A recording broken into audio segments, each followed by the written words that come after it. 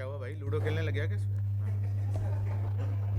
मैंने कहा कोई पाकिस्तानी पार्टनर मिल गया हो इसको, ठीक है।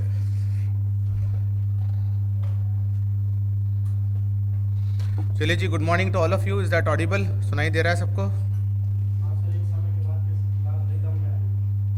अच्छा,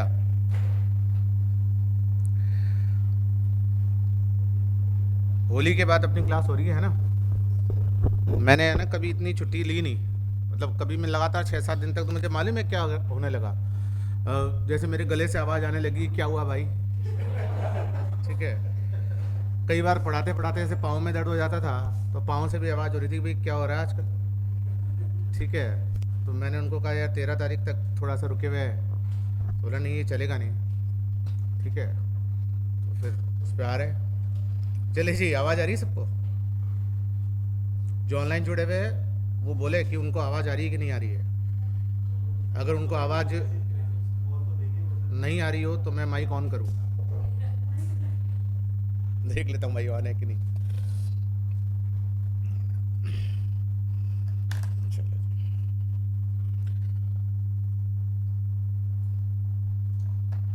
देखिए सर, क्या हो गया जी? बड़ी खुशी हो रही है। खुश हुए हैं आप? इसमें क्या अपराध हो गया? खुशी हो रही है तो खुश हो आप, कोई अपराध नहीं है, आप बिल्कुल खुश हो सकते हैं, ठीक है। खुश होना फंडामेंटल राइट है। अगर मैं कहूँ कि खुश होना फंडामेंटल राइट है तो किस आर्टिकल के अधीन होगा? ठीक है ना, आर्टिकल 21 के अंतर्गत। क्या है आर्टिकल 21? जीवन जीने का अधिकार। तो उसमें यह भी है कि खुश होकर जीवन जीने का अधिकार, गरिमापूर्ण जीवन जीने का अधिकार, और उसको बहुत विस्तृत कर रखा है? होली मनाने का अधिकार किस अधिकार के अंतर्गत आता है? कार्यक्रम शुरू हो गया अपना, कोर्स चल रहा है। 25 से 28 तो आता ही है। धार्मिक स्वतंत्रता के अधिकार तो है ही, और है जीवन जीने के अधिकार में भी आता है भाई। क्यों आता है? क्योंकि ऐसा जीवन किस काम का जो गरिमापूर्ण नहीं हो, और ऐसी गरिमा किस काम की जिसमें हम अपने त्यौहार ना मना सके, ठीक है। इसलिए भारत में हर दूसरे दिन त्यौहार होता है, ठीक है। किसी ना किसी धर्म का हर दूसरे दिन होता ही है, डेफिनेटली होता है जी।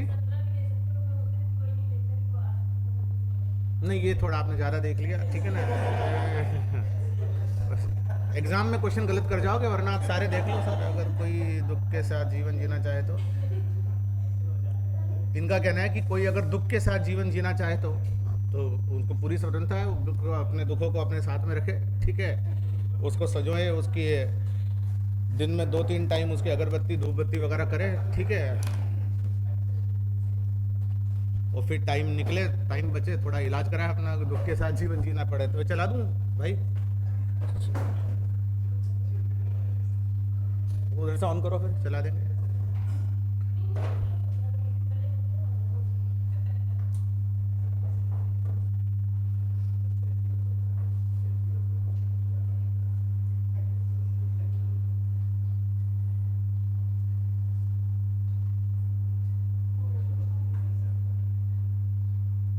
हो गया?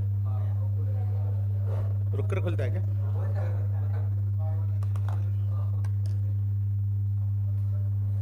चलिए जी, तो शुरू से बात शुरू करेंगे, ठीक है ना। काफ़ी जिसको कह सकते हैं कि भूल जाए कि क्या हुआ था क्या नहीं हुआ था पहले, ठीक है ना। इसको शुरू से शुरू करेंगे, भारतीय अर्थव्यवस्था को, ठीक है, इंडियन इकोनॉमी को शुरू से शुरू करेंगे। और साथ साथ पूछते जाना भाई, अगर कोई तकलीफ हो तो आप लोगों को, ठीक है। और टॉपिक शुरू करेंगे बैंकिंग से, समझ रहे ना। बात शुरू से शुरू है और टॉपिक शुरू है बैंकिंग से, इसलिए बिल्कुल दिमाग में कुछ भी संशय मत लाना। वो संशय वाली बात मैंने आपको बताई थी शायद एक बार, वो पंडित जी पूजा करा रहे थे बैच में। पंडित जी ने कहा जल अपने राइट हैंड में लीजिए और पीछे फेंकी, इतने उन्होंने बोला नहीं, इससे मैं कोई पी गया। पंडित जी ने देख लिया पीते हुए। पंडित जी ने कहा कि अगर किसी ने गलती से जल फेंकने की बजाय पी लिया हो तो मन में संशय ना लाए, ठीक है। उनको लगा कि अभी बीच में क्वेश्चन पूछे गए, ठीक है, तो इसलिए दिक्कत है। और आप लोग प्रश्नवाचक चिन्ह ही हो, ठीक है, मुझे पता है, समझ में आ रहा है। और तसल्ली से पढ़ो, और कोई संदेह हो तो संदेह निवारण के लिए है, और एक संदेह निवारण सत्र भी मैं आयोजित करूंगा। नया नवाचार है, संदेह निवारण सत्र का मतलब होता है डाउट क्लियरिंग सेशन, ठीक है, वो भी मैं आयोजित करूंगा, मतलब ऑर्गेनाइज करूंगा, और उसके अंदर आप पूछ सकते हैं जो भी है। हर क्लास के बाद 10 से 15 मिनट संदेह निवारण सत्र जो पिछली क्लास में हुआ। नो पर्ची एट ऑल, मतलब पर्ची वर्ची आगे बढ़ने का कोई सिद्धांत वैसे भी नहीं है, आप लोग तो बहुत आगे बढ़ चुके हो लाइफ में, ठीक है, पर्ची वर्ची आगे का देते हो आप, लेकिन कोई भी डाउट हो आपको जो लास्ट 1-2 क्लास से संबंधित हो वो आप पूछ सकते हो, जिससे अब बहुत पुराना मत पूछने लग जाना कि सर वो 1947 में जब देश आज़ाद हुआ था, ठीक है, तो वैसी चीज़ें नहीं, लेकिन ऐसा हर क्लास के बाद हम करेंगे, ठीक है भाई। तो जब हम बात करते हैं इकोनॉमी में जो बैंकिंग संस्थाओं का रोल, वहाँ से शुरू करते हैं बात को कि बैंकिंग संस्थाएं क्या होती है और अर्थव्यवस्था के अंदर बैंकिंग संस्थाओं का क्या रोल होता है। तो अगर कोई बैंक है, कोई भी बैंक है, इसका क्या क्या काम आप अपने लाइफ में देखते हो? हाँ अक्षय, क्या क्या देखते हो? जैसे बैंक है, ये रहा HDFC बैंक, एक तो ये एड्रेस बताने का काम आता है ओला वाले को, ठीक है, और किसके काम आता है कि नहीं? आपके पास जो बचत होती है उसको बैंक में जमा कराते हो, क्यों घर में क्यों नहीं रखते हो? घर में चोरी होने का डर है, ठीक है, चलिए। और तुम्हारे पीछे जो बैठे, क्या नाम है भाई आपका? हाँ हाँ, तो आप बताइए, बैठ जाइए, आप बताइए। एक तो बैंक में आप अपना पैसा सुरक्षित रख सकते हो, और क्या काम करता है बैंक? आवाज नहीं, जिससे पूछो उसी से। लोन भी दे देता है ना, मतलब बैंक आपको डिफरेंट टाइप के लोन दे देते हैं, और बैंकों से लोन लेना सुविधाजनक इसलिए है क्योंकि सारी चीज़ें बिल्कुल फॉर्मल रहती है, उसमें इज्जत और बेइज्जती का कोई मतलब नहीं होता। इस समाज में लोन लोगे छोटा मोटा तो थोड़ी सी दिक्कत आती है कि नहीं आती है? किसी से उधार मांगते समय दिक्कत आती है कि नहीं आती? नहीं आती आपको? जैसे किसी से उधार लो तो थोड़ा सा ऑकवर्ड लगता है या नहीं लगता? लगता है। बैंक से तो सब उधार लेते हैं, इसलिए कोई दिक्कत नहीं। तीसरा क्या काम करते हैं? तुम्हारा क्या नाम है? हाँ दिनेश जी, आप बता। तीसरा काम, एक तो उन्होंने कहा बचत का पैसा जमा करा दिया, दूसरा क्या किया? लोन। और बैंक और क्या काम करता है?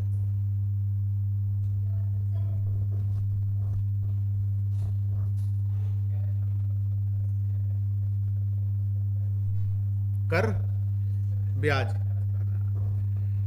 कर तो सरकार लेती है, टैक्स, ठीक है, तो बैंक हमें क्या देते हैं? ब्याज भी देते हैं। तो जो इन्होंने कहा था हमारा पैसा बैंक में जमा है, हमारे घर में पड़ा है, तो वो चोरी होने का डर है। तो हमारे पास दोनों चीज़ें हो गई, बैंक में पैसा जमा है तो ना तो वो चोरी होगा, और हो भी गया तो बैंक की जिम्मेदारी है, हमारी नहीं। किसी ने बैंक लूट लिया तो बैंक आपको ये नहीं कह सकता जी बैंक तो लूट गया, आप घर जाओ, आप भी लूट गए, ठीक है, ऐसा नहीं होगा ना। बैंक आपको आपका पैसा 100% देगा कि नहीं देगा? दूसरा, उस पर बैंक ब्याज भी देता है, इंटरेस्ट भी देता है, ठीक है। तो अब बताना ध्रुव, तुम इंटरेस्ट तो हम बाहर से भी कमा सकते हैं, बल्कि कई बार मामलों में ज़्यादा कमा सकते हैं।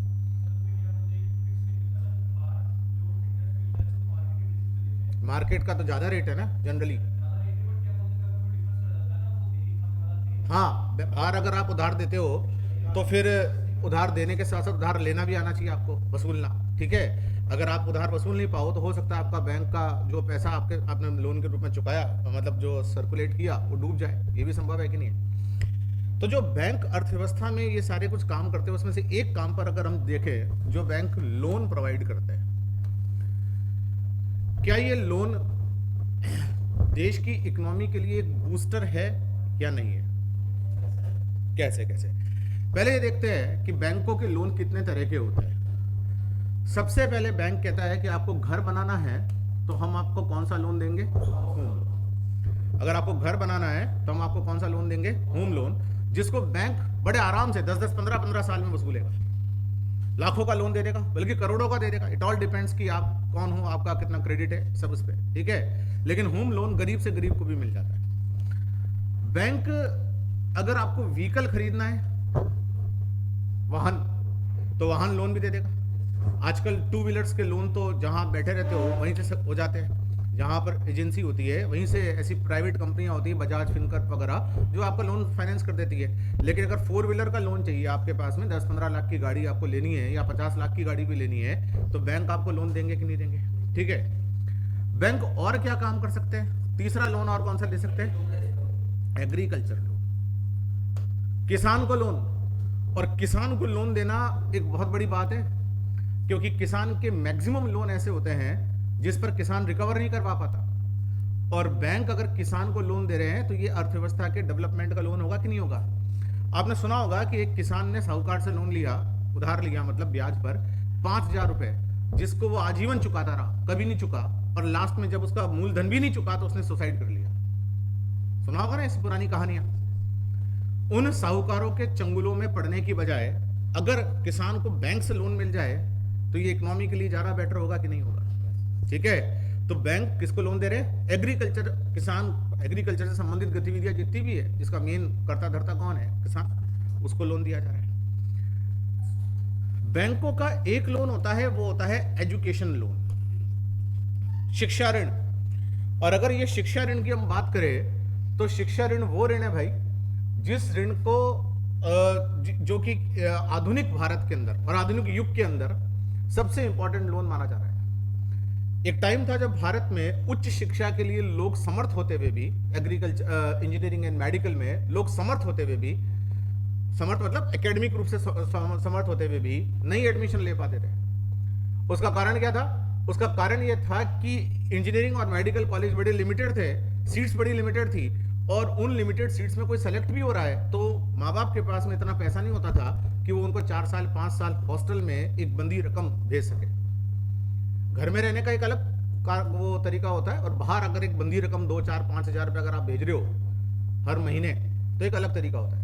और आज एजुकेशन लोन लाखों में मिल रहे हैं। एक 4 साल की इंजीनियरिंग करने वाले स्टूडेंट को करीबन 15 से 20 लाख रुपए लग जाते हैं हॉस्टल एंड सब कुछ करते हुए। और अगर उसका किसी जगह पे सिलेक्शन हो रखा है तो कुछ भी नहीं करना, ये केवल 24 आवर्स का काम है सैंक्शन। अगर आपने 24 घंटे आपके पास आप बैंक को दो, बैंक आपको लोन सैंक्शन करके देंगे। और अगर आपका आईआईटी में हो रखा है, एनआईटीज में हो रखा है, तो बैंक आपको हाथों हाथ पैसे देके भेजेंगे। आप बस लोन अप्लाई करो, कुछ देर बाहर बैठो, बताना पड़ेगा ना आपको कि मेरा सिलेक्शन हुआ है। बड़ी बात है कि नहीं है? मेडिकल के लिए बड़ी बात है कि नहीं है? महंगी पढ़ाइयां। और बैंक इंडस्ट्रियल लोन भी दे रहे हैं, औद्योगिक ऋण। ये जो लिख रहा हूं मैं इंग्लिश में समझ में आ रहा है ना सभी लोगों को, आप लोगों को, है ना? औद्योगिक ऋण।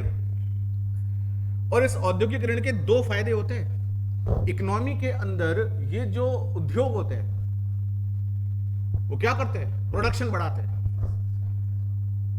समझ रहे हो ना? ये उनके लिए एक निवेश धन है। निवेश धन का मतलब मेरे पास 20 करोड़ रुपए आएंगे तो मैं 50 लोगों को रोजगार भी दूंगा। अगर मैं बिजनेस चलाना चाह रहा हूं, मेरे पास पैसों की कमी है, तो 20 करोड़ रुपए जो मुझे बैंक ने लोन दिए, मैंने 50 लोगों को क्या दिया? एम्प्लॉयमेंट भी दिया, प्रोडक्शन किया, उत्पादन किया। देश के अंदर जरूरत की वस्तुओं की कमी नहीं होगी ना अगर उत्पादन ठीक ठाक होगा तो, आया ना? और जैसे जैसे हमने शिक्षा का निजीकरण किया,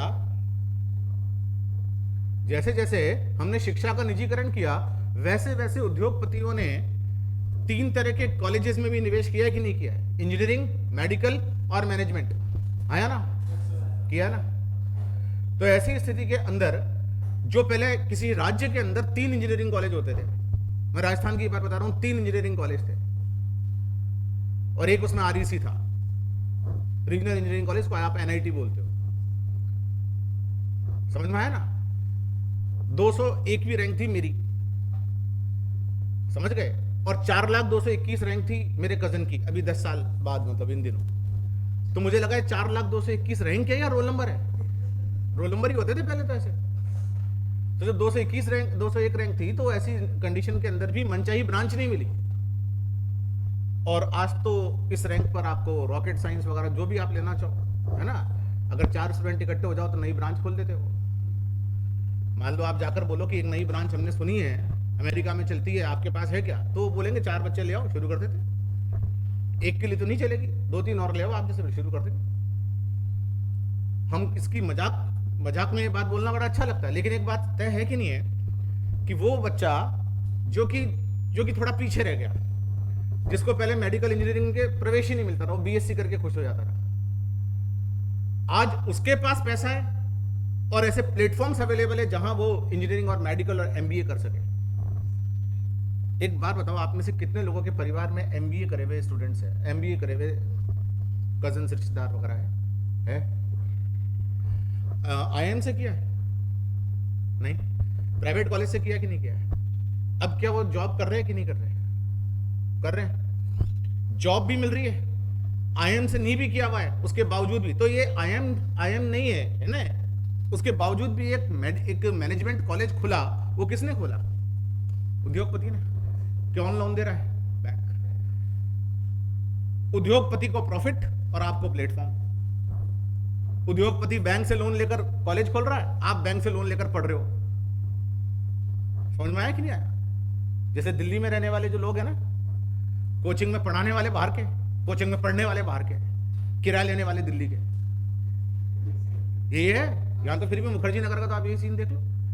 मुखर्जी नगर में जो लैंड होल्डर है, मतलब जिसका आपने ये ले रखा है किराए पे, उसके बच्चे आईएएस की तैयारी नहीं करते, उसके बच्चे किराया वसूलते हैं। अंकल जी 2 तारीख हो गई, टैंकी ठीक करा दी, पैसे वो आते। पढ़ने वाले स्टूडेंट सब बाहर के और पढ़ाने वाले सारे टीचर्स बाहर के। उसी तरीके से पैसा किसका? बैंक का। लड़का जो फीस दे रहा है वो बैंक से लेके, इसने जो कॉलेज खोला है वो बैंक से लेके। तो क्या बैंक मानव संसाधन विकास के साधन बने कि नहीं बने? ह्यूमन रिसोर्स डेवलपमेंट के साधन बने कि नहीं बने? नूपुर जी कह रही है कि अगर सिविल स्कोर अच्छा हुआ, सिविल स्कोर होता है तो ही अप्रूव होता है। कौन सा? Education loan. एजुकेशन लोन में एक ही स्कोर अच्छा होना चाहिए, वो है एग्जाम का, एंट्रेंस एग्जाम का। समझ में आया ना? एजुकेशन लोन आपके स्टूडेंट के ऊपर है, स्टूडेंट पर मिल रहा है, वो पेरेंट्स को थोड़ी ना मिलता है। स्टूडेंट बता दे कि जी मेरी ये रैंक आ गई, लाओ जी लोन। गारंटर के रूप में पेरेंट्स होते हैं। जब एग्रीकल्चर लोन की बात करें तो मैं भी बताऊंगा, बैंकों के लिए कंपल्शन है कि वो एक limited percentage of loan agriculture sector को दे। समझ में आया कि नहीं आया? किसान का सिविल स्कोर अच्छा होता है क्या? किसान का कोई स्कोर अच्छा नहीं होता, केवल मेहनत का स्कोर अच्छा होता है, फिजिकल लेबर का। कॉन्सेप्ट समझ में आ गया? हाँ, एक चीज आती, इतने कामों में भी कुछ रह गया हो, पर्सनल लोन, उसमें चाहिए सिविल स्कोर कि मेरे को ये सारे काम नहीं करने, कुछ व्यक्तिगत काम है। तो बैंक वाले हंसते, इसके अलावा कौन से व्यक्तिगत काम होते हैं? चलो फिर भी कोई है तब अलग बात है, इसमें चाहिए CIBIL score. To be very precise, CIBIL का मतलब पहले क्या बैंकों से लेन देन आप कराए। अगर आपको पता लगाना हो, किसी भी दुकान पे पहुंच जाना, 2 व्हीलर खरीदने, वहां बैठे होते कर्मचारी, कुछ डाउन पेमेंट दिया आपने, एक 72-75 हजार की बाइक खरीदनी है, 20-1 हजार रुपए दिए, बाकी आपको डाउन पेमेंट दिया, उसके बाद तुरंत फाइनेंस। समझ में आया? तो इसका मतलब ये है कि नहीं है कि बैंक्स भारत में अर्थव्यवस्था के निर्माण में योगदान दे रहे हैं। मतलब बैंकों का ये काम तो बहुत पुराना हो गया कि तुम्हारे पास पैसे थे और ये डर था कि वो कोई चोर लेगा, डाकू आ जाएंगे, लूट लेंगे, है कि नहीं? और आपने बैंक पे जमा करा दिए, कुछ ब्याज भी मिल गया। ये काम तो बहुत छोटा हो गया आजकल। इससे बड़े काम ये हो गए। इससे बड़े काम कौन से हो गए? आज हम सुनते कि इकोनॉमी के अंदर सरकार कह रही कि आप अपने उद्योगपति खुद बनो। सरकारी नौकरियों की तलाश में जाने की बजाय, अपनी लाइन में लगने की बजाय क्या करो? खुद का छोटा मोटा धंधा खोलो। यानी कि क्या करो? स्टार्टअप खोलो। स्टार्टअप को लोन कौन दे रहा है? स्टार्टअप को लोन कौन दे रहा है? इसका एक मतलब साफ है ना कि अगर इन बैंकों का उपयोग कोई भी सरकार बुद्धिमानी से कर ले, ऐसी नीतियां बना दे कि बैंक ये सारे काम बेहतरीन ढंग से कर सके, तो इकोनॉमी में बैंक एक बहुत महत्वपूर्ण योगदान दे सकते हैं कि नहीं दे सकते? Is that clear? ये समझ में आ गई? ठीक है। तो बैंक अर्थव्यवस्था के अंदर एक बूस्टर का काम करते हैं। सर एजुकेशन लोन भी केवल टेक्निकल डिग्रीज के लिए मिलते हैं? हाँ, और नहीं तो किसके लिए लंबी लंबी फीसें किस में लगती है भाई? इंजीनियरिंग, मेडिकल और अगर आप देखें ये मैनेजमेंट, इसके अलावा भारी भरकम फीसें किस में लगती है? बीएससी करने में तो नहीं लगती है ना? बीए करने में भी लगती है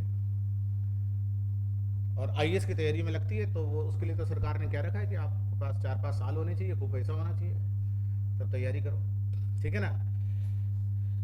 क्या आपको नहीं लगता कि सरकार को तैयारी करने के लिए भी ऋण देना चाहिए?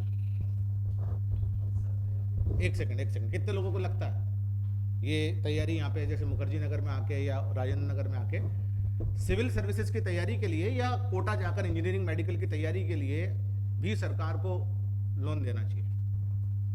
कितने लोगों को लगता है?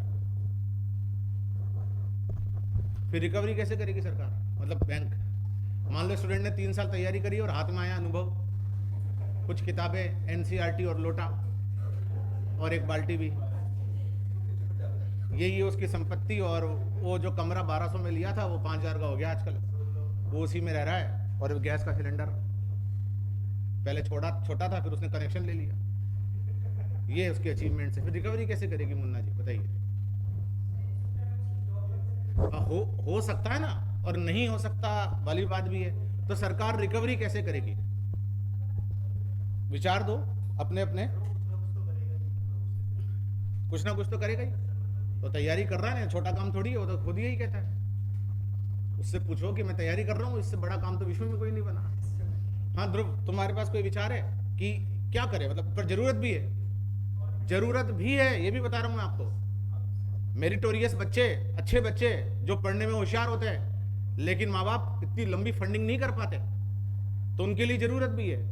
फिर क्या कर सकते हैं? तो बैंकों के पास जाकर कहो जी मेरे को कोटा जाना है और एनवी सर को फीस देनी है, एवी सर को, वहां पर सबके शॉर्ट फॉर्म चलते हैं, एएम पीएम वहाँ टीचर्स के नाम होते हैं, ठीक है। कोटा में जाओ ना तो टाइम टेबल ऐसा लिखा होता है 11 से 12 एएम सर की क्लास, है ना, एएम मतलब अमित माथुर की, ठीक है ना। और मतलब आप किसी का पूरा नाम हो सकता है टीचर भी भूल गया हो क्योंकि मेरा नाम है, ठीक है, सबकी ऐसी चलती है बात। तो उसमें ये एक जनरल फिनोमेना बता रहा हूँ। तो वो पढ़ना चाह रहा है मान लो, और फिजिक्स की फीस है 20,000 रुपये, केमिस्ट्री अलग पड़ेगा या एक जगह पड़ेगा, 1-1.5 लाख का पैकेज है, आ जाओ। तो ये मेरिटोरियस बच्चा रह सकता है, तो जी क्या करना चाहिए फिर?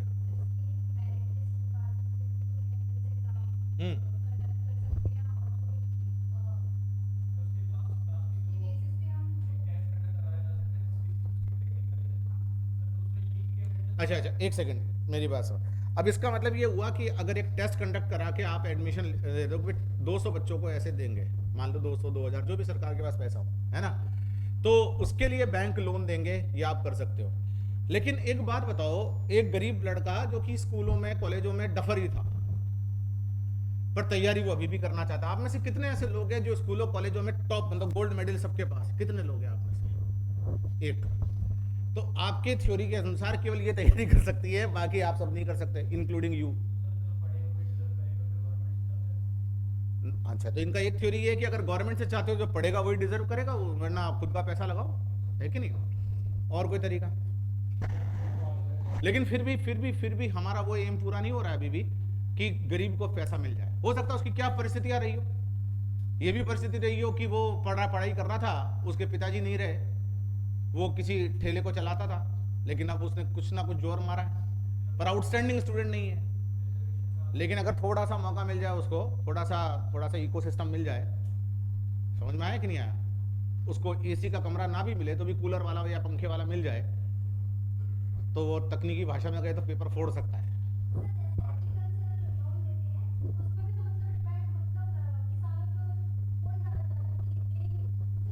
नहीं देना पड़ेगा, बिल्कुल देना पड़ता है। किसानों को एक पर्टिकुलर लोन देना ही पड़ता है। नहीं, ये भी डाला जाता है, प्रेशर भी डाला जाता है कि आपको ऋण चुकाना है, और जब वो नहीं चुका पाते हैं तो भारत सरकार चुका देती है। बच्चों के भी कर दिए जाए। देखिए, इसके लिए एक बहुत शानदार स्कीम भारत सरकार और राज्य सरकारें चला रही है, जो शायद आपको पता नहीं है। दिल्ली सरकार भी चला रही है, दिल्ली सरकार स्कीम सरकार है, ठीक है। और उस हर सरकारों के अंदर ये प्रावधान हो गया है आजकल कि तैयारी के लिए सरकार कोचिंग इंस्टीट्यूट को फंड कर रही है, और कह रही है कि बच्चों को आप पढ़ाओ फ्री ऑफ कॉस्ट, लेकिन हर एक को नहीं। सरकार कह रही है कि हम 3000 लोगों की फीस उठा सकते हैं। तो कोचिंग अपनी क्षमता के अनुसार आवेदन कर दे कि हम पढ़ाना चाहते हैं जी फ्री में, और कोचिंग जब ये आवेदन कर देता है तो जैसे उस कोचिंग को कोटा मिल जाता है, 60 बच्चों का कोटा आपको मिल गया जी। अब 60 बच्चों के आप फीस मत लो, उसकी पूरी जो खर्चा आप उन पे कर रहे हो, टीचर्स का पेमेंट, लाइट के बिल से लेकर हर चीज, वो सरकार को बनाकर भेज दो, सरकार उसको कर देगी। सरकार के नुमाइंदे कई बार आके देखेंगे, क्लास में बैठते हो, मैंने पढ़ा है ऐसी क्लास में, और वो बैठ के देखते कि भाई पढ़ाई करवा रहे हो या मतलब यहाँ पर नहीं करा। ट्राइबल क्लास, ट्राइबल एरिया के अंदर, छत्तीसगढ़ झारखंड वगैरह के अंदर तो ये स्कीम्स बहुत ज्यादा है। जीरो वहां बच्चों को पकड़ पकड़ के लाना पड़ता है घर से कि चल आईएएस बन जा। यूपी में अभ्युदय चलता है। और आपने वो क्लासरूम देखे, वो क्लासरूम जैसे क्लासरूम सरकार के कॉन्फ्रेंस हॉल होते ना, उस तरह के है वो क्लासरूम, फ्री ऑफ कॉस्ट।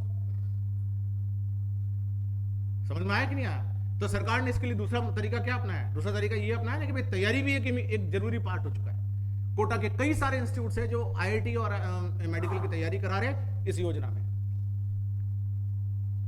हाँ, हर एक कोचिंग को सरकार ऐसा नहीं कर सकती सर, ऐसे तो फिर 3 लाख बच्चे तैयारी करने वाले हैं। सरकार ने कहा हम 300 का खर्चा उठा सकते हैं, कोटा दे दिया हर कोचिंग को, आप 30 बच्चे पढ़ाना, आप 60 पढ़ाना, आप ये पढ़ाना। गेटिंग माय पॉइंट और नॉट? तो इसका मतलब बैंकों का बेहतर उपयोग करके सरकार क्या कर सकती है। राजस्थान में अनुप्रीति योजना, बिल्कुल ये कह रही है जो बिल्कुल सही बात है। राजस्थान में एक योजना अनुप्रीति योजना, उस योजना के अंदर कोचिंग खुद को एनरोल करा लेती है। अब कोचिंग के एज में 2000 बच्चों को पढ़ाऊंगा तो सरकार के पास इतने पैसे नहीं है। सरकार ने आपको कोटा दे दिया according to the reputation of the coaching,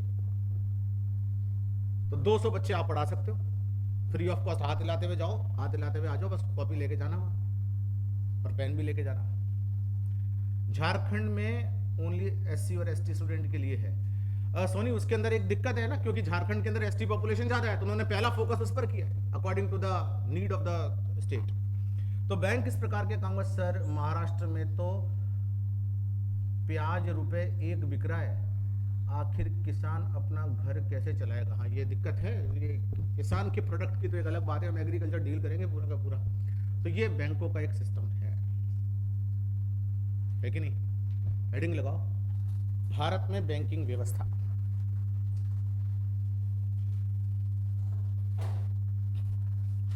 Bharat में बैंकिंग व्यवस्था सभी लोगों को लिखना ही है,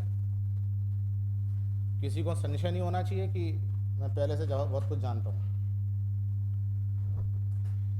बैंकिंग, भारत में बैंकिंग व्यवस्था,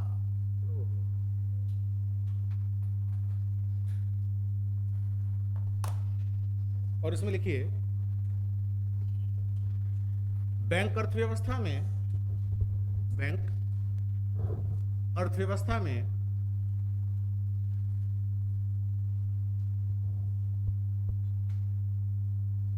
विकास के साधन हैं।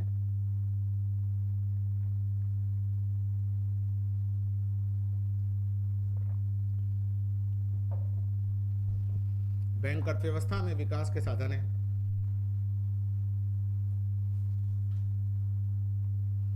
बैंकों के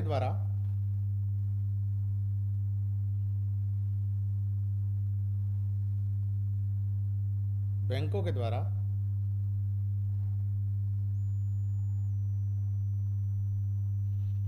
ना सिर्फ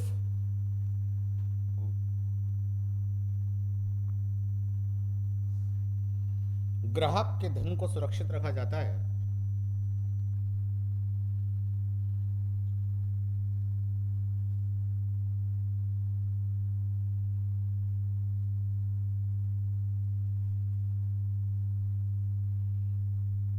तथा उस पर ब्याज दिया जाता है।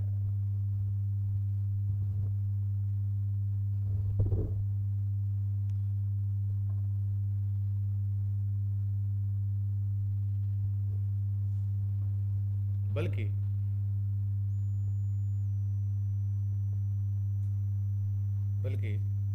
विभिन्न प्रकार के ऋणों के माध्यम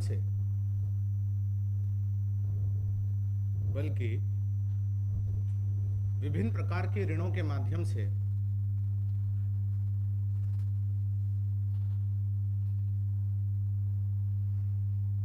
बैंक आर्थिक विकास को गति देते हैं।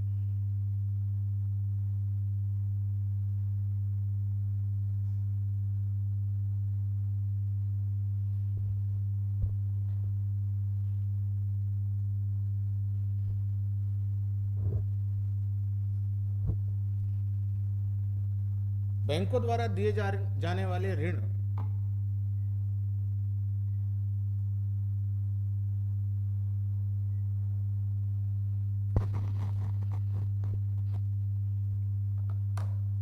ना सिर्फ समाज के वंचित वर्गों के उत्थान के लिए होते हैं,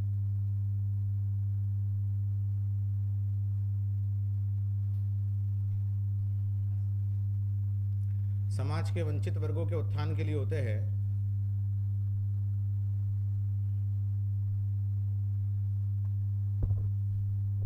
बल्कि बल्कि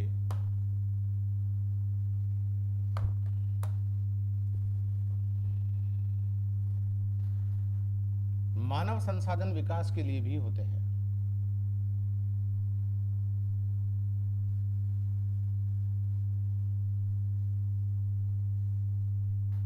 बल्कि मानव संसाधन विकास के लिए भी होते हैं।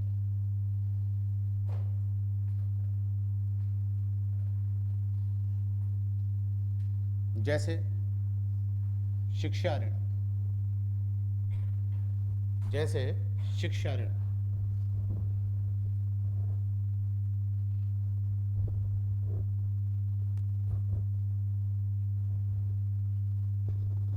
पैराग्राफ बदल के लिखिए, बैंकिंग क्षेत्र की गतिविधियां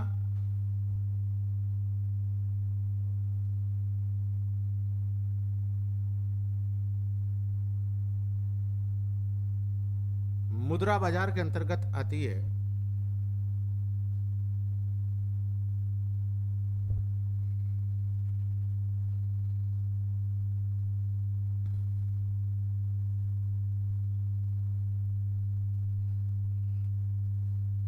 मुद्रा बाजार वह बाजार होता है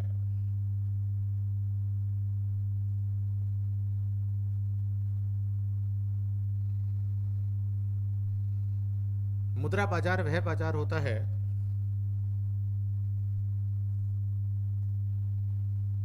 जिसके अंतर्गत वित्तीय संपत्तियों का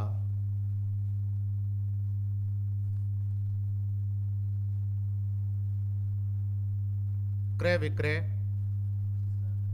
वित्तीय संपत्तियों का क्रय विक्रय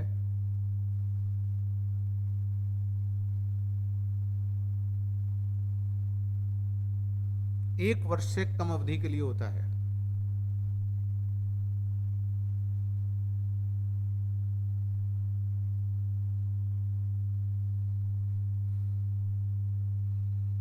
एक वर्ष से कम अवधि के लिए होता है।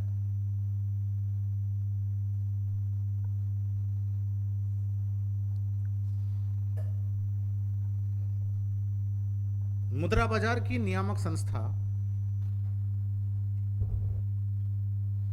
मुद्रा बाजार की नियामक संस्था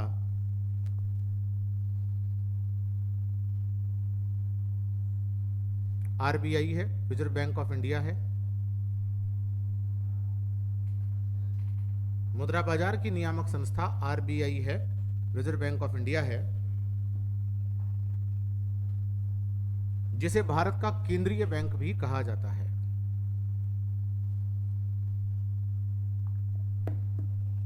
जिसे भारत का केंद्रीय बैंक भी कहा जाता है।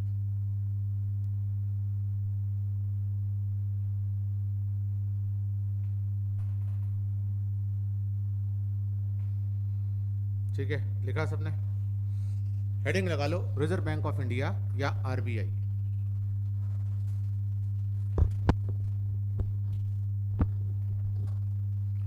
रिजर्व बैंक ऑफ इंडिया या आरबीआई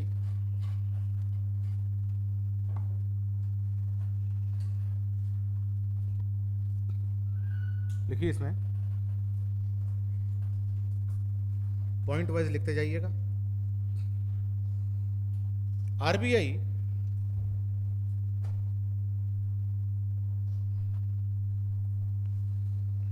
सभी बैंकिंग क्रियाकलापों के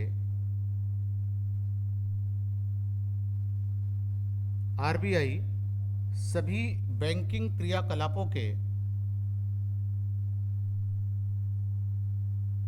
नियंत्रण, नियमन,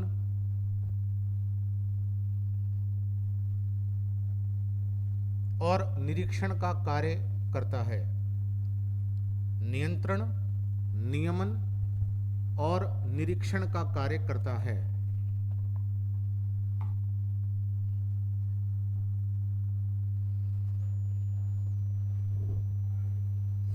अगला पॉइंट, आरबीआई के गठन की सिफारिश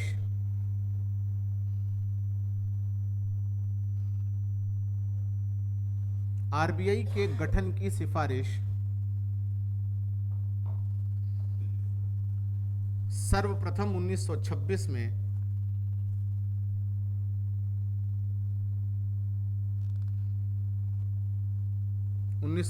में हिल्टन यंग कमीशन के द्वारा की गई।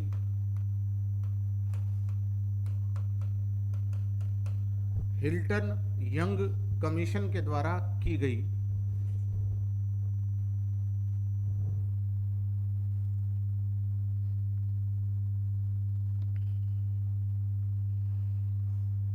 इसके बाद 1931 में, लिखते जाना ढंग से,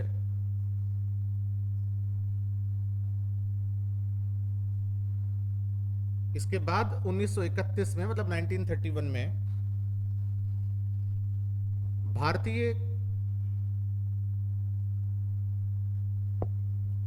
केंद्रीय बैंकिंग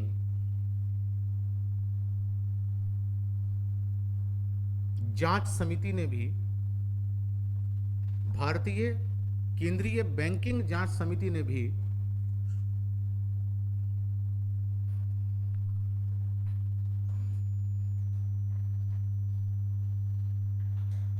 आरबीआई की स्थापना का प्रस्ताव किया।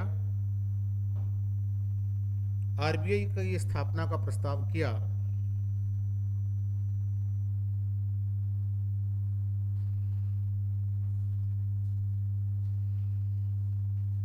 थर्ड पॉइंट लिखिए।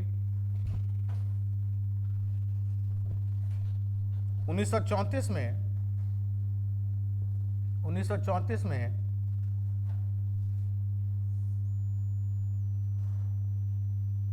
आरबीआई अधिनियम पारित किया गया।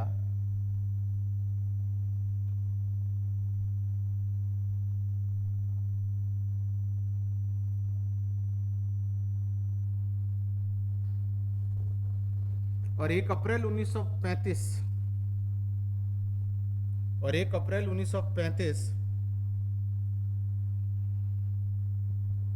को आरबीआई की स्थापना की गई।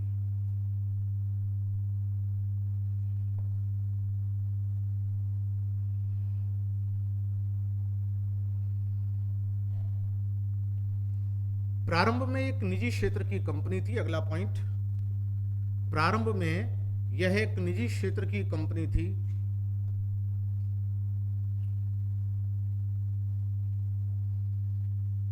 प्रारंभ में यह एक निजी क्षेत्र की कंपनी थी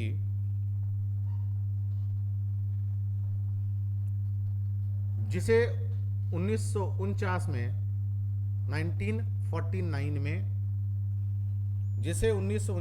1949 में राष्ट्रीयकृत कर दिया गया, नेशनलाइज्ड कर दिया गया, राष्ट्रीयकृत कर दिया गया, नेशनलाइज्ड कर दिया गया।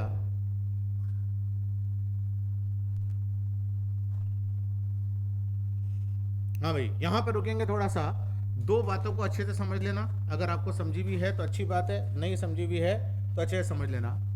अगर कोई चीज सरकार की होती है और सरकार उसको निजी हाथों में बेचती है, जैसे इंदिरा गांधी एयरपोर्ट है भारत सरकार का, अब अगर इस एयरपोर्ट को मॉडर्नाइज करना है, विश्व स्तर का बनाना है, तो सरकार के पास चूंकि फंड नहीं होता और ना ही सरकार के पास विजन होता है, ये बात भी तय है।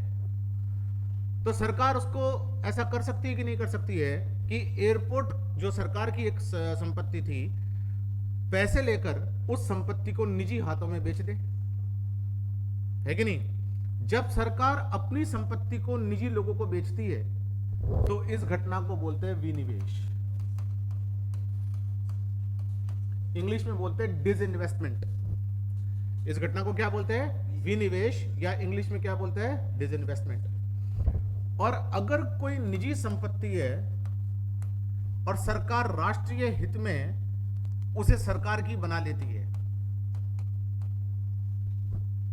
आप कहेंगे जी मेरी निजी संपत्ति है, मैं सरकार को नहीं देना चाहूं, तो सरकार कहेगी कि नहीं देना चाहो, ऐसा कैसे हो सकता है? मुआवजा देकर आपकी संपत्ति सरकार ले सकती है। एक जमाने में जब संपत्ति का अधिकार मौलिक अधिकार होता था तब नहीं ली जा सकती थी, अब बड़े आराम से ली जा सकती है। लेकिन हित कौन सा होना चाहिए? राष्ट्रीय। सरकार ये नहीं कह सकती कि संपत्ति आपकी है, हम बना रहे और यहां पर सरकार के किसी मंत्री का घर बनेगा।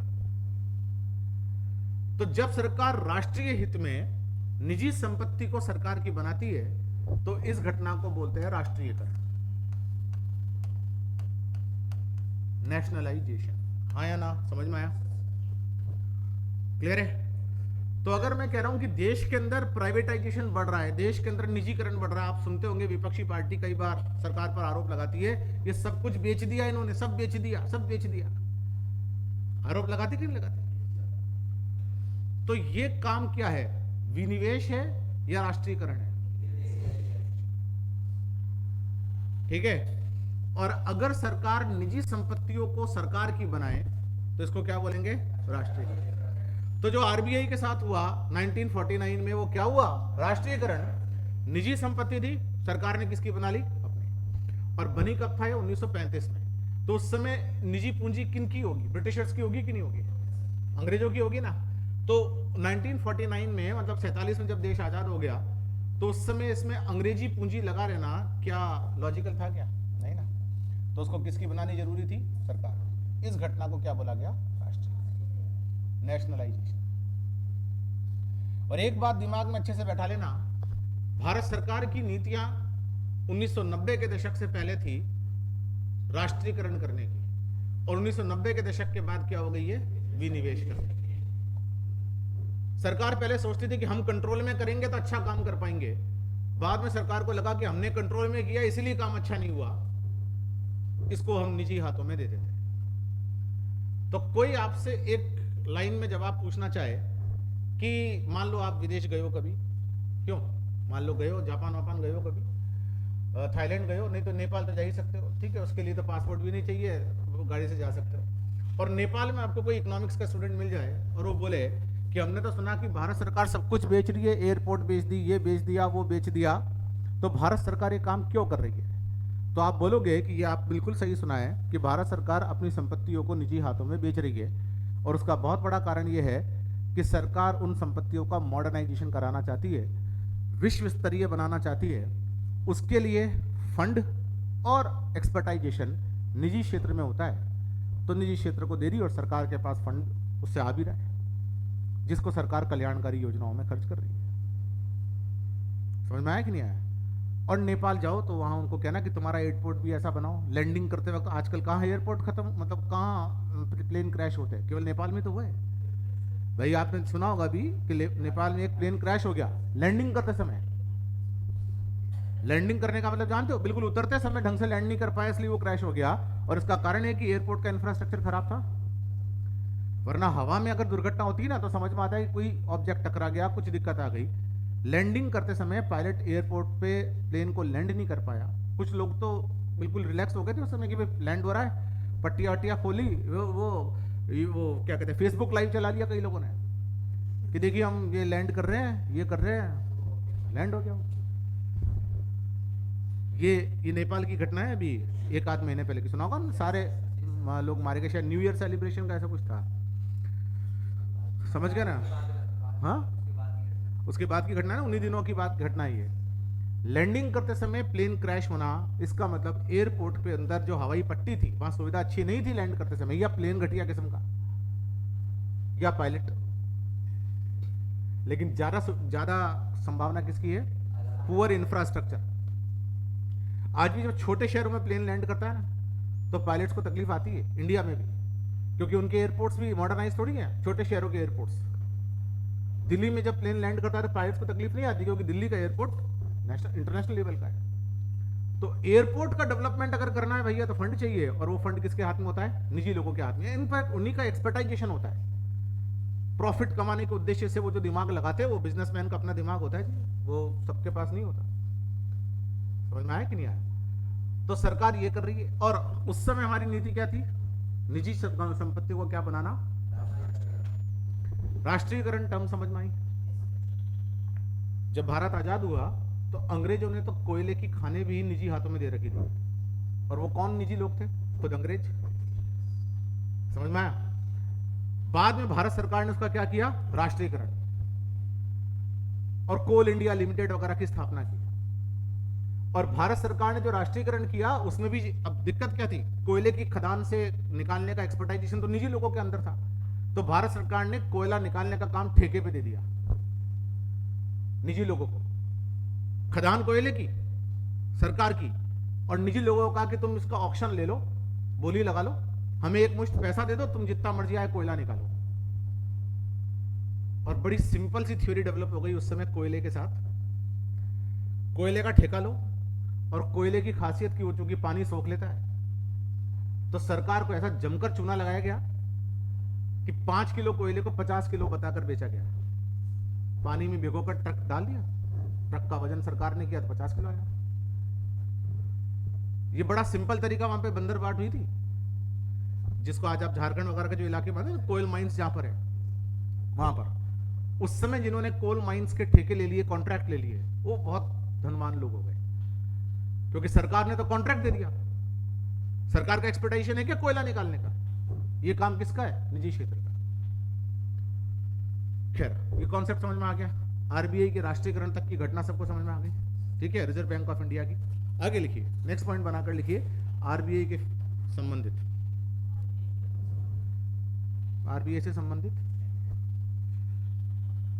ठीक है ना? तुम बीच बीच में कहां चले जाते हो? तो चला तो मैं कह रहा था देखो 1 महीना, लेकिन तुम उससे पहले भी नहीं थे। अच्छा, कम दिखाई देते हो, कभी कभार आते हो, क्या कोई काम की चीज पकड़ के निकल लेते हो यहाँ से, ऐसा कुछ है क्या? भ्रम ज्ञान हो गया उसको कि ये काम की है, बेकार है ऐसा। चलो लिखो आगे, नेक्स्ट पॉइंट लिखिए। आरबीआई का मुख्यालय मुंबई में,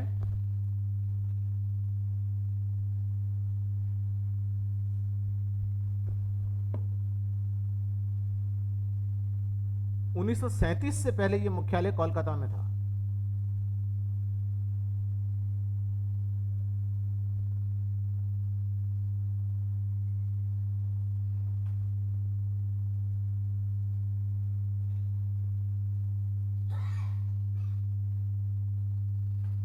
अब लिखिए आरबीआई के कार्य, कार्य कार्य फंक्शंस।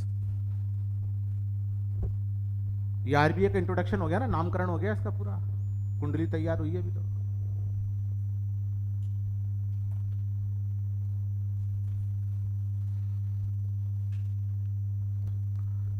और बड़े इंपॉर्टेंट काम है, लिखते जाना। भारत में मुद्रा जारी करने का, पॉइंट नंबर 1 बनाकर लिखना। भारत में मुद्रा जारी करने का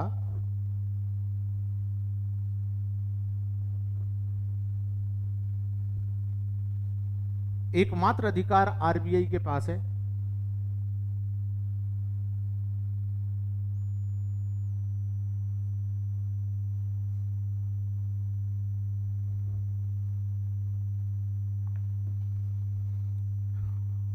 किंतु 1 रुपए का नोट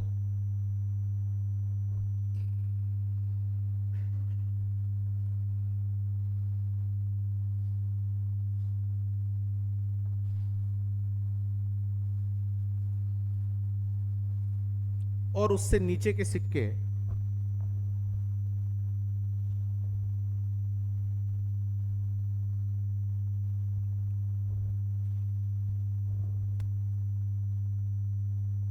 वित्त मंत्रालय के द्वारा जारी किए जाते हैं।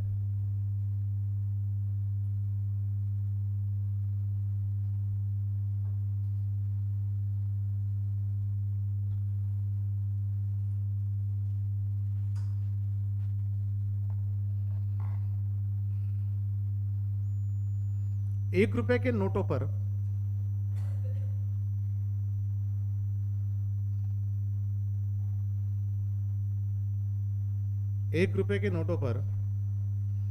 वित्त सचिव के हस्ताक्षर होते हैं।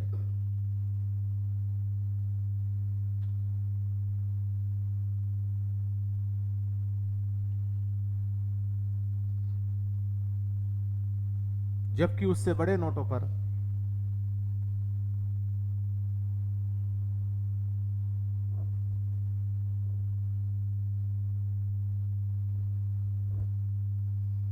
आरबीआई के गवर्नर के हस्ताक्षर होते हैं।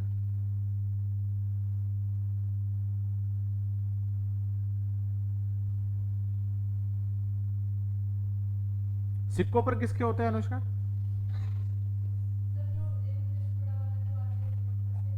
सिक्के पे कोई सिक्का है आपके पास अभी? नहीं होते ना, हस्ताक्षर किसी के भी नहीं होते। इसका मतलब सिक्कों पे कोई हस्ताक्षर नहीं होते। अब मेरा क्वेश्चन यहीं पे एक बात है, नोटों पर हस्ताक्षर किए, सिक्कों पर नहीं। सिक्के के साथ में ये गलत बात क्यों करिए? है जी, है क्या?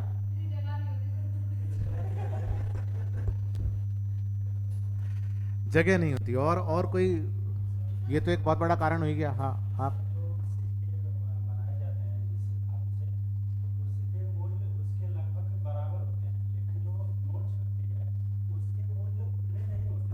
यस।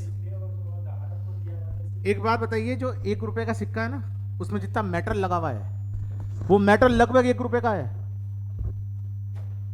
5 रुपए का सिक्का या 10 रुपए का सिक्का या 20 का भी सिक्का होता है, 20 रुपए के सिक्के में जितना मेटल लगा हुआ है ना, वो लगभग उसी का है। तो गारंटी की जरूरत ही कहां है?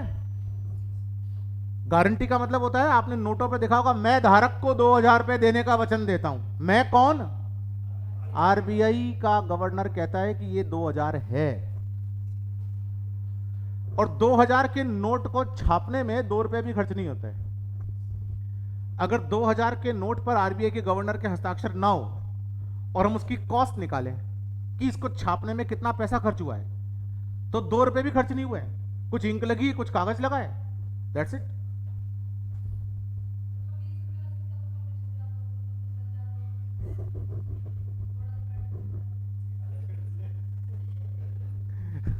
मैं दुकान पे बेच थोड़ी रहा हूं जो आप मुझसे खरीदना चाह रहे हो कि सर उसमें थोड़ा सा लगा है, ये है।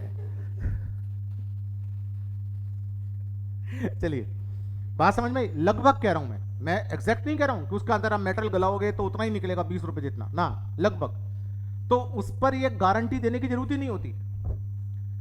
नोटों पर गारंटी देने की जरूरत होती है, क्योंकि अगर जो लेने वाला है, अगर वो जो उसको 2000 रुपए दे रहा था, उसको ये कह दे कि भाई किसने कहा ये 2000 है, ऊपर 2000 लिख दिया, पिंक कलर की इंक लगा दी, है कि नहीं? मैं कैसे मान लूं कि ये 2000 है? तो जो आरबीआई के गवर्नर ने हस्ताक्षर किए ना, उसको बोलते हैं लीगल टेंडर। आरबीआई के गवर्नर ने क्या कहा कि ये लो जी मनी, मैं धारक को 2000 रुपए देने का वचन देता हूं। यहां मैं कौन है? जिसके हस्ताक्षर है। आप अपने लिए बस समझना कि आपके लिए लिखा हुआ है कि मैं धारक को 2000 रुपए देने का वचन देता हूं, है कि नहीं? और धारक क्यों लिखा है?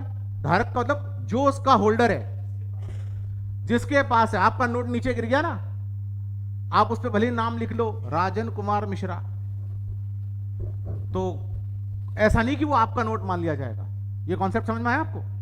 अगर ये नोट आपने 2000 रुपए के एक नोट पे लिख रहा था राजन कुमार मिश्रा, यहीं गिर गया और उठाकर इसने रख लिया, तो आप ये नहीं कह सकते कि ये मेरा नोट है, क्योंकि मेरा नाम लिखा हुआ है। आपके नाम की, आपकी कलम से लिखी हुए नाम की कोई वैल्यू नहीं है। धारक को है 2000 रुपए। और अभी धारक कौन है? ये गिद्ध जैसी आंखें जिसकी थी, नोट गिरती उठा लिया इसने, गिद्ध जैसी आंखें थी इसकी। इसलिए लीगल टेंडर में इस तरह के नोटों को लीगल टेंडर बनाने में एक झंझट है, खोने का डर। लेकिन अगर ड्राफ्ट में, अगर आपके पास 2 करोड़ का ड्राफ्ट है, आपका नाम लिखा हुआ है उस पर, वो गिर गया, कोई दिक्कत नहीं। ये जाकर 2 करोड़ नहीं ले सकता वहां से, है ना? ड्राफ्ट इसका नहीं हो गया, इसके पास तो वो कागज आया बस, कोई टेंशन नहीं आपका ड्राफ्ट गिर गया तो। और अगर हम चेक की बात करें तो डिफरेंट टाइप के लीगल टेंडर्स की बात बता रहा हूं मैं। एक चेक पर लिखा हुआ था 40,000 रुपए, सिर्फ इतना लिखा हुआ था, और चूंकि ये जल्दी में रहते हैं तो इन्होंने साइन भी कर रखे थे। क्या मालूम किसी को चेक देना हो और इतना टाइम ना हो कि मैं साइन उस समय करूं, और अगर वो साइन इनके मैच हो गए उससे, तो ये ले सकते हैं 40,000 रुपए। ले सकते हैं कि नहीं ले सकते? इसलिए चेक होल्डर्स को क्या कहा जाता है, भैया इस पर ऊपर क्रॉस लगा के रखो अकाउंट पे। अकाउंट पे का मतलब उसको अकाउंट में लगाना पड़ेगा, डायरेक्ट नहीं ले सकता। और साइन करके तो बिल्कुल नहीं रखनी चाहिए, ताकि साइन पकड़े जा सके। ये नोटों और सिक्कों का कॉन्सेप्ट समझ में आया आपको? सिक्कों पर तो कोई वचन है ही नहीं, है कि नहीं? कोर्ट मैरिज जैसे है सिक्के, कोई वचन नहीं उसमें। समझ में आया? गिर गए आपके 10 रुपए का सिक्का, किसी ने उठा लिया, भले ही आपने उस पर वो नाम मेटल पे कुदवाते हैं ना, कई लोग बर्तनों पे नाम कुदवाते हैं, वैसे आपने सिक्के पे कुदवा रखा है साहिल, तो कोई दिक्कत नहीं। समझ में आ रहा है? इसका मतलब आप अपने नोटों को, जो उसके ऊपर लिखा हुआ है सर, उस पर भारत सरकार मुद्रित होता है सर, नोट के एक तरह से बॉन्ड है आरबीआई के द्वारा, इसीलिए साइन होता है। यस, गारंटी कौन दे रहा है उसकी?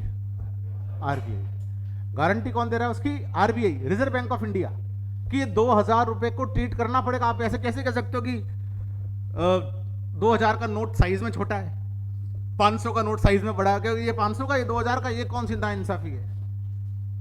ये कॉन्सेप्ट समझ में आया आपको? आया ना? तो ये गारंटी देना जरूरी है कि नहीं? आप लोगों ने हिस्ट्री में कभी कभार पढ़ा होगा ना कि दुनिया में पहली बार इस तरह से मुद्रा छाप कर किस देश ने काम शुरू किया था। बड़ी खतरनाक बात है, अगर आपने सील यूनिक नहीं रखी तो घर घर में मुद्रा छपेगी। आपने नहीं सुना कागजी मुद्रा? चीन का कुबलई वंश के शासक थे, कुबलई वंश के चीन के थे, उन्होंने पहली बार यह प्रयास किया था कि ये मेटल वेटल, क्योंकि सोने के सिक्के जारी करने के लिए सोना चाहिए ना, चांदी के सिक्के जारी करने के लिए चांदी चाहिए, और आज जैसे लोहा वगैरह इतना इजीली थोड़ी ना मिलता था पहले। तो उन्होंने कहा एक काम करो, कागज पे मैं अपना सील लगा के दे दूं, मोहर, और वो मोहर यूनिक हो, तो ये मुद्रा व्यवस्था आ सकती कि नहीं आ सकती? भारत में कौन सा शासक था? मोहम्मद बिन तुगलक, है कि नहीं? उसने तो सिक्कों पर टकसाल के ठप्पे लगा के बेचना शुरू कर दिया था, और चूंकि वो उसको यूनिक नहीं रख पाया, यूनिक का मतलब उसकी कॉपी करना आसान था, तो घर घर में टकसाल लग गई, है ना? इतिहासकार बर्नी लिखते हैं कि घर घर में टकसाल लग गई, मोहम्मद बिन तुगलक की अर्थव्यवस्था फेल होने लगी क्योंकि नकली सिक्के जारी होने लगे। टकसाल कैसे? मतलब घर घर में जो भी इस तरह के काम करते उनको बोला सिक्के लगाना, तो भाई जरा सिक्कों का खांचा लगाना। कोई किसी के पास गया कि यार मेरे को जरा कबाब देना, तो बोले नहीं, उसमें भी सिक्के डले हुए हैं, वो सिक्के निकलेंगे बाहर। अभी वो कबाब बेचूंगा तो उसमें 200 रुपए आएंगे, सिक्के बेचूंगा तो 2 करोड़ रुपए आ सकते हैं। ये कॉन्सेप्ट समझे? वैध मुद्रा, लीगल टेंडर किस किस को कहते हैं, अभी हम डिस्कस करेंगे क्या क्या उसके अंदर आता है, जिसको आप लेने से मना नहीं कर सकते। तो सिक्कों पर किसके हस्ताक्षर होते हैं? किसी के नहीं। नोटों पर किसके हस्ताक्षर होते हैं? आरबीआई के गवर्नर के। लेकिन नोट अगर 1 रुपए का हो तो वित्त सचिव के। तो 1 रुपए के नोट के साथ ये नाइंसाफी क्यों? मुन्ना तुम बताओगे? 1 रुपए का नोट भी आरबीआई छाप देता?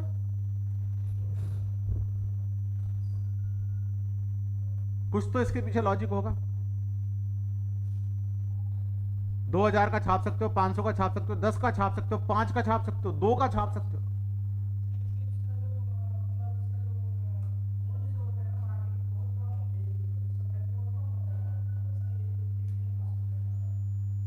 फिर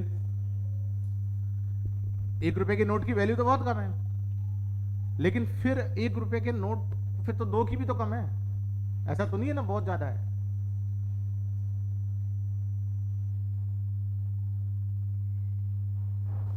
कारण इसी के इर्द गिर्द कही है।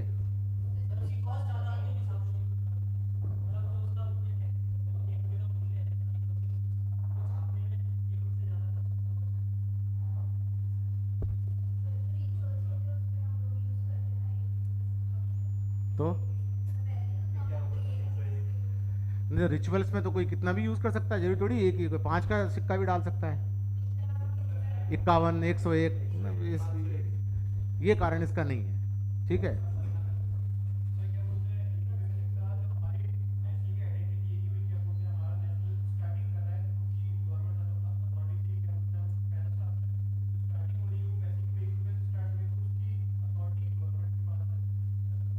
ये कारण। आरबीआई केवल एक मीडिएटर है ना, सरकार की एक एजेंसी के रूप में तो काम कर रहा है। अगर 1 रुपए का नोट पर भी आरबीआई के गवर्नर का, जैसे भारत का राष्ट्रपति भारत का प्रथम नागरिक क्यों कहलाता है? सुना होगा ना आपने, भारत के राष्ट्रपति को क्या बोलते हैं? First citizen of India. क्यों? क्योंकि भारत सरकार का सबसे बड़ा पद है, सबसे बड़ा संवैधानिक पद है। तो करेंसी छापने की शुरुआत हो रही है 1 रुपए से। इससे छोटा नोट नहीं बनता ना, पहले भी नहीं बनता था। तो उसको भारत सरकार ने अपने अधीन कर लिया और बाकी ट्रांसफर कर दिया किसको? आरबीआई। और वित्त सचिव एक ब्यूरोक्रेट होता है, उसके हस्ताक्षर होते हैं। मैंने एक जगह क्लास में पूछा, सर वित्त मंत्री के हस्ताक्षर क्यों नहीं? तो एक लड़का बोला, सर वित्त मंत्री तो अनपढ़ भी हो सकता है, इसलिए हो सकता है, फिर हस्ताक्षर कैसे करेगा? ठीक है, इसलिए वित्त सचिव तो क्या आईएएस अधिकारी होता है, तो उसको तो आते हैं हस्ताक्षर करने। सर एक बात पूछनी थी, जो 75, 100 या 1000 का कॉइन होता है वो मार्केट में क्यों नहीं आता, या उसे जारी ही क्यों किया जाता है? यह आरबीआई का स्पेशलाइजेशन है। आरबीआई डिसाइड करता है कि भारत में कितने बड़े सिक्कों को जारी किया जाए। अच्छा एक बार बताओ, भारत में 2000 का सिक्का जारी क्यों नहीं कर देते? एक 2000 का मेटल होना चाहिए उसमें, 2000 का मेटल होना चाहिए ना, क्योंकि सिक्कों की तो इंट्रिंसिक वैल्यू वही होती है जो उस पर लिखी होती है। 2000 रुपए का मेटल लगाना, क्या मेटल का मिसयूज है कि नहीं आधुनिक युग में? है कि नहीं? तो आरबीआई निकालता है 10, 20 तक के सिक्के। मान लो आरबीआई 75 रुपए का सिक्का निकालना चाहे, जैसे कह रहे 100 रुपए का सिक्का निकालना चाहे, तो 100 रुपए का मेटल होना चाहिए ना उसके अंदर। और 100 रुपए का मेटल लगाना वो मिसयूज, और फिर उसी पुरानी व्यवस्था में जाना हुआ ना, जिस समय सोने की अशर्फिया चलती थी, अलीबाबा 40 चोर वाली, जो है कि नहीं? हाँ, फिर व्यापार के लेन देन में दुनिया के कई देशों में जहां मेटल की कमी नहीं है, वह बड़ी मात्रा वाले सिक्के चलते हैं। पेनीज बोलते हैं उसको। आप अगर वहां जाओ ना, यूएस के अंदर एंड ब्रिटेन के अंदर, तो जो बड़े सिक्के होते हैं ना वहां पे, जो बड़े अमाउंट के सिक्के हैं, उस बड़े अमाउंट के सिक्कों से आप अच्छी खासी खरीदारी कर सकते हो। जैसे आप किसी ठेले से 150 रुपए की चीजें खरीदते हो, तो जनरली नोट ही देने पड़ते हैं या ऑनलाइन ट्रांसफर करने पड़ते हैं। लेकिन वहां 150, 200 इंडियन करेंसी के अंदर जो 150, 200 रुपए बनते हैं ना, उसके लिए वहां पर सिक्के है। ठीक है ना, क्योंकि वहां मेटल की कमी नहीं है। और वो मानते हैं कि नोट एक रिस्की मामला है, और रिस्की मामला है भी। नोट, डुप्लीकेट नोट नहीं बनते, नकली नोट, क्योंकि रिस्की मामला है। आपने कभी सुना अमेरिकन डॉलर नकली पकड़े गए? असली तो पकड़े गए भारत में आजकल कई कई जगह से छापे पड़ते हैं ना, ईडी सीबीआई, है कि नहीं? इनको भी संवैधानिक दर्जा देना चाहिए भारत के अंदर, ठीक है ना, ईडी सीबीआई। तो आप समझे कि नहीं? तो विदेशी मुद्रा कभी आपने सुनी क्या कि नकली अमेरिकन डॉलर अमेरिका में ही पकड़ा गया? कभी सुना नहीं, क्योंकि उन्होंने कम अमाउंट में छाप रखे हैं।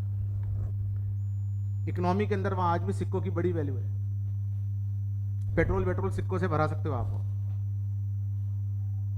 जो वेंडर मशीन है ना, जिस वेंडर मशीन में आप सिक्का डालते हो चीज निकल आती है। अब अगर इंडिया के अंदर अगर आपको 2 कोल्ड ड्रिंक चाहिए, 70 रुपए का सिक्का आता है क्या? तो 70 रुपए कैसे डालोगे? इंडिया में तो सिस्टम ये हो गया कि आप नोट डाल सकते हो, वो कार्ड जैसा निकला हुआ होता है उसके अंदर डाल दो।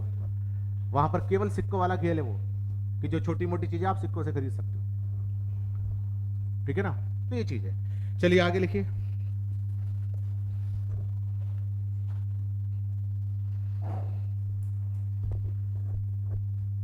देखिए आरबीआई, अगला पॉइंट, आरबीआई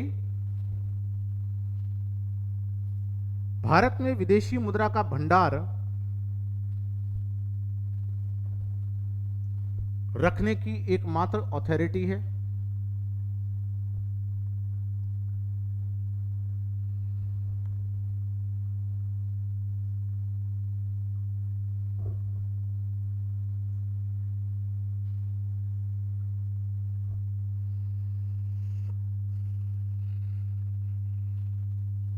एकमात्र अथॉरिटी है। यह मैंने भंडार वर्ड बोला है। अगर आपके घर से आपके पास में $200 है तो भंडार थोड़ी है।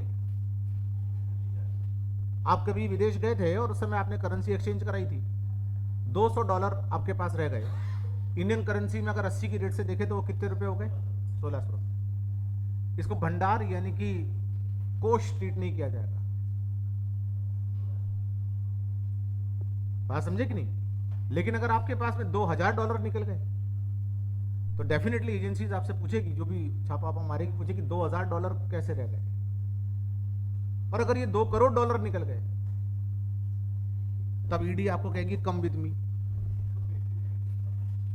समझ में आया कि नहीं आया? $2 करोड़ ये भंडार है, ये ऑथोरिटी आपके पास नहीं है कि आप ये भंडार रखो। अगर बिजनेस पॉइंट ऑफ व्यू से आपने कुछ ट्रांजैक्शन किया है तो उसको रुपयों में कन्वर्ट कराओ। बांग्लादेशी टका निकल गया था आपके पास, बांग्लादेशी टका, टका है ना बांग्लादेश की करेंसी,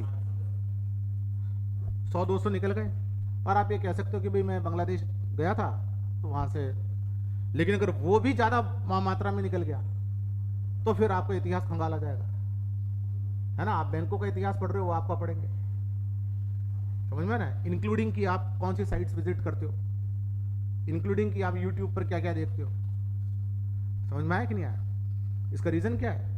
भंडार निकलने का कोई कारण ही नहीं बनता। आप किस लिए भंडार रखे हो? तो विदेशी मुद्रा भंडार रखने की एकमात्र अथॉरिटी कौन है? आरबीआई। आगे लिखिए अगला पॉइंट। आरबीआई अंतर्राष्ट्रीय मंचों पर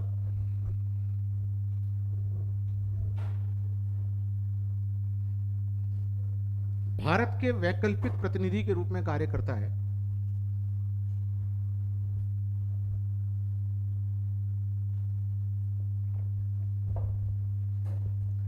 आरबीआई अंतर्राष्ट्रीय मंचों पर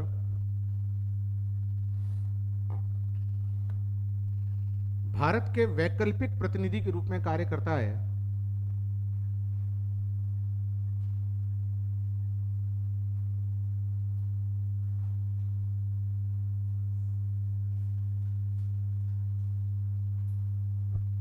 इसी में लिखना सामान्यतः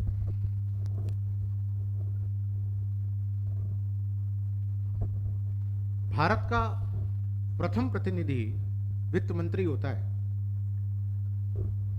सामान्यतः इन मंचों पर भारत का प्रथम प्रतिनिधि भारत का वित्त मंत्री होता है।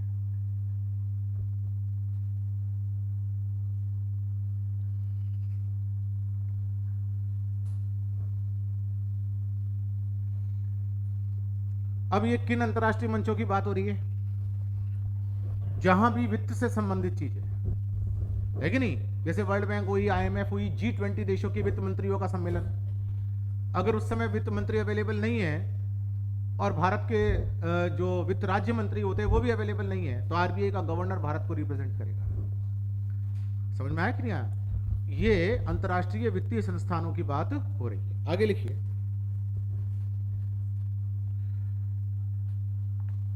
आरबीआई नोटों का निर्गमन, निर्गमन का मतलब जारी करना। आरबीआई नोटों का निर्गमन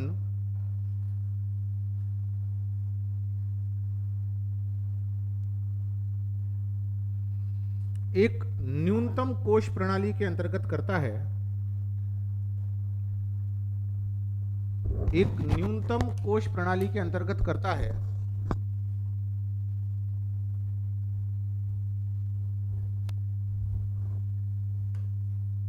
जो 200 करोड़ का है, जो 200 करोड़ का है।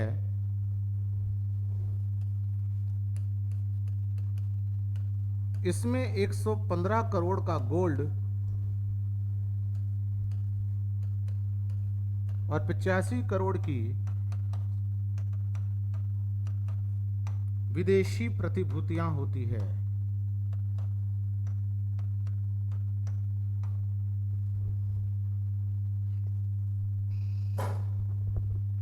इसमें 115 करोड़ का स्वर्ण यानी कि गोल्ड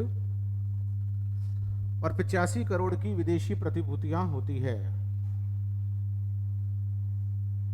ठीक है, क्या अर्थ हुआ इसका? 200 करोड़ का एक मिनिमम रिजर्व सिस्टम होता है। मिनिमम का मतलब कम से कम, मैक्सिमम नहीं है ये। अगर आरबीआई को लगता है कि हमें जो रिजर्व है हमारे पास में 2000 करोड़ का होना चाहिए तो 2000 करोड़ का भी रख सकती हो। ठीक है, अब एक बात समझिएगा, दुनिया में जहां भी नोट जारी किए जाते हैं, पूरी दुनिया के अंदर आजकल सिस्टम कौन सा है? करेंसी सिस्टम है। तो नोट जारी करने के 3 सिस्टम होते हैं, पहला, दूसरा और तीसरा। तीनों सिस्टम के नाम जोरदार है, फर्स्ट, सेकंड एंड थर्ड। पहला सिस्टम क्या है?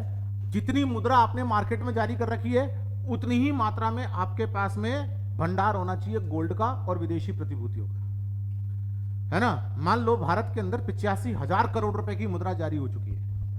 मान लो इंडिया के अंदर 85,000 करोड़ रुपए की मुद्रा जारी हो चुकी है, तो 85,000 करोड़ का गोल्ड रखो अपने पास। पहला सिस्टम ये है। क्या ये सिस्टम फिजिबल है मुन्ना जी? फिजिबल है ये सिस्टम? मतलब संभव है ये?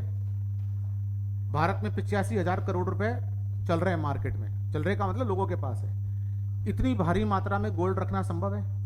नहीं। तो दुनिया के कई देशों ने बीच का रास्ता अपनाया। उन्होंने कहा कि जितना मुद्रा बाजार में है उसका आधा गोल्ड रखेंगे,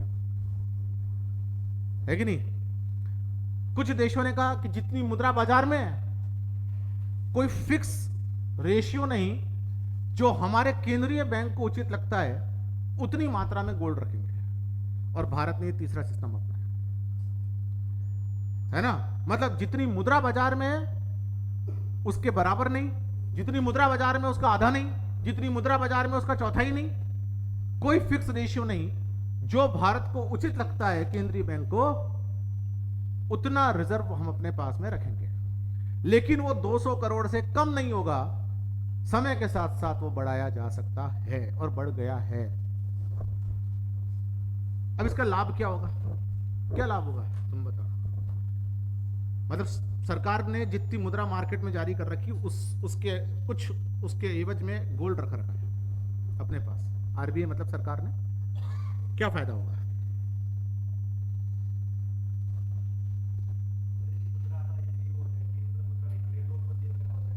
अगर मुद्रा अपना विश्वास खो दे, मतलब आपको मुद्रा में डील करना लगता हो कि मुद्रा का क्या है तो कागज है, ये सिचुएशन अगर आ जाए तो आप किसके पास जाओगे? आरबीआई के पास।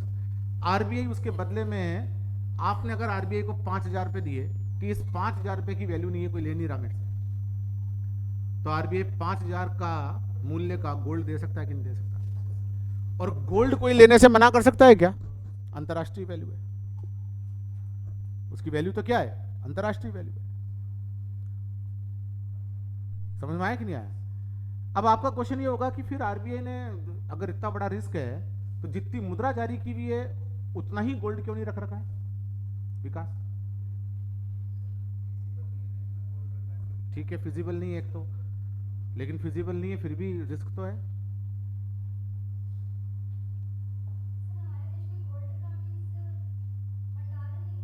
वही वो कह रहे हैं, फिजिबल नहीं है, आयात करना पड़ जाएगा, बड़ी दिक्कतें हो जाएगी। लेकिन फिर भी अगर रिस्क है तो फिर करना ही पड़ेगा ना।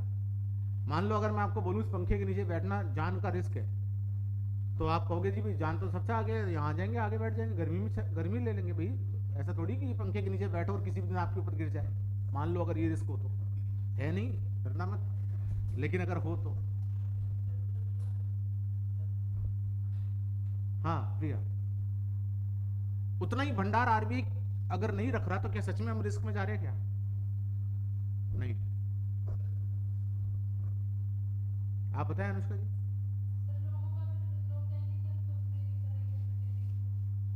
नहीं, लोग क्यों कहने से थोड़ी होगा। लोग तो कहेंगे कि हम तो फ्री में डीलिंग करेंगे। लोगों का एक सूत्री एजेंडा क्या होता है? हर चीज फ्री में मिलनी चाहिए।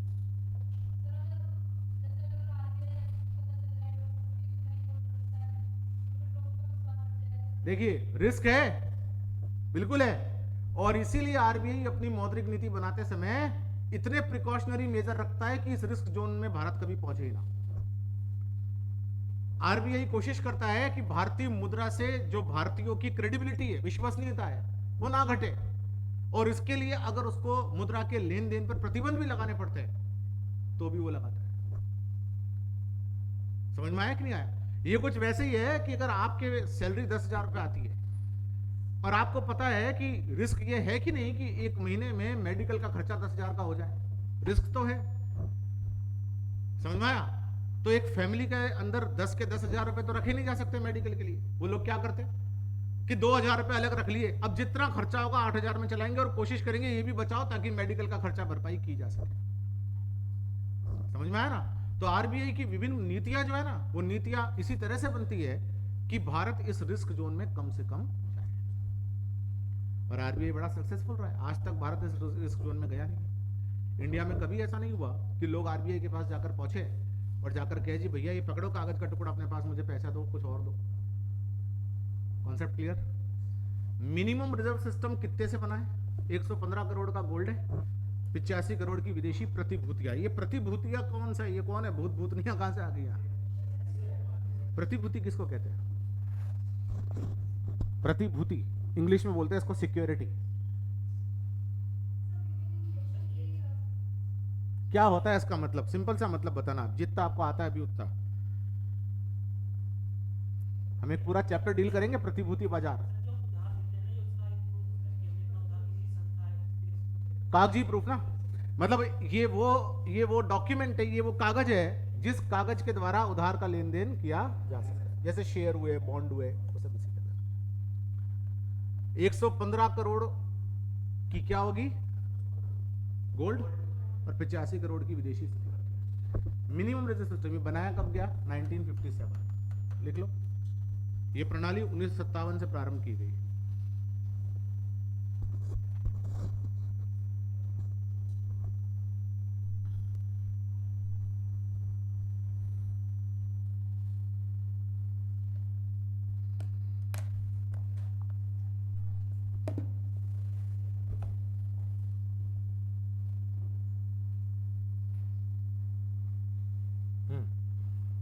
अब यक्ष प्रश्न वो ये है कि जब नोट आरबीआई को छापने, और नोटों का अभाव सबको है, क्यों भाई? कितने लोग कह रहे हैं कि जी हमारे पास नोटों की कोई कमी नहीं है, प्लीज हमें नहीं चाहिए नोट। कोई है? नोटों का अभाव सबको है। तो जब नोट आरबीआई को छापने, रिजर्व बैंक ऑफ इंडिया का गवर्नर तैयार है सिग्नेचर करने के लिए, तो भारत सरकार उसको ये आदेश क्यों नहीं देती कि हर व्यक्ति को जितना उसको चाहिए उतना पैसा दे दो?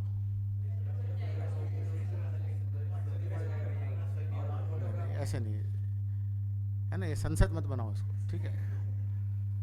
हाँ, कौन बता सकता है? हाथ खड़े करो। 1 सेकंड, प्रिया आप बताओ। महंगाई आ जाएगी कैसे? हाँ, थोड़ा सा और, बिल्कुल आप सही डायरेक्शन में बता रहे हो, और इसको क्लियर करके बताओ। मान लो जैसे आपको 2 करोड़ रुपए मिल जाए आज, आरबीआई का यहाँ पर हो, एचडीएफसी बैंक में उसने काउंटर खोल रखा हो, आप जाओ जी मेरे को 2 करोड़ चाहिए, आपका नाम पता आधार कार्ड वगैरह रख ले, 2 करोड़ ले जाओ। फिर राखी भी पहुंच गई 2 करोड़ लेने, ये भी पहुंच गए, ये भी पहुंच गया, आप भी पहुंच गए, भाई सब लोग पहुंच गए, वो 2-2 करोड़ रुपए ले आए, तो सब सुखी हो गए। सर्वे भवन्तु सुखिनः। तकलीफ क्या है?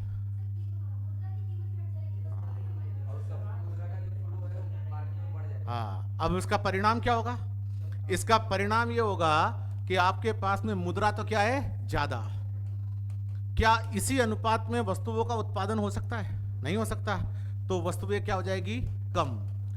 और अगर ये चेयर है, अगर ये 300 रुपए की बाजार में आती है, तो 300 रुपए की चेयर को बेचने वाला कहेगा मैं 3,000 में बेचूंगा। आप बोलोगे कोई टेंशन नहीं, तू 3 करोड़ ले भाई, ठीक है कि नहीं, इतनी सस्ती क्यों बेच रहा है? प्रिया चेयर खरीदने गई थी, उसने कहा 3 करोड़, तो प्रिया ने कहा 5 मिनट रुकना जरा, फिर काउंटर पे आई, लो जी आधार कार्ड, 1 करोड़ और दो। तो जब वो 3 करोड़ लेकर पहुंच गई तो दुकानदार सोचने लगा यार मैं बेवकूफ हूं क्या, कस्टमर इतना आसानी से 3 करोड़ देना चाहता है तो मैं 10 करोड़ में बेचूंगा। उनको हेडक नहीं, फिर पहुंच गई। लाओ, लास्ट में क्या होगा? वस्तुएं कम है और खरीदने वाले ज्यादा है, वस्तुओं के भाव अनलिमिटेड तरीके से बढ़ जाएंगे।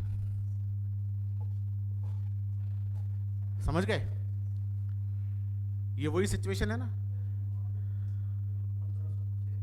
कि अगर बाजार में वस्तुएं कम हो और खरीदने वाले ज्यादा हो। ज्यादा खरीदने वाले वो नहीं जो कि जिनके केवल दिल में इच्छा है, पैसा भी है कि नहीं? तो क्या हो जाएगा? भाव बढ़ जाएंगे।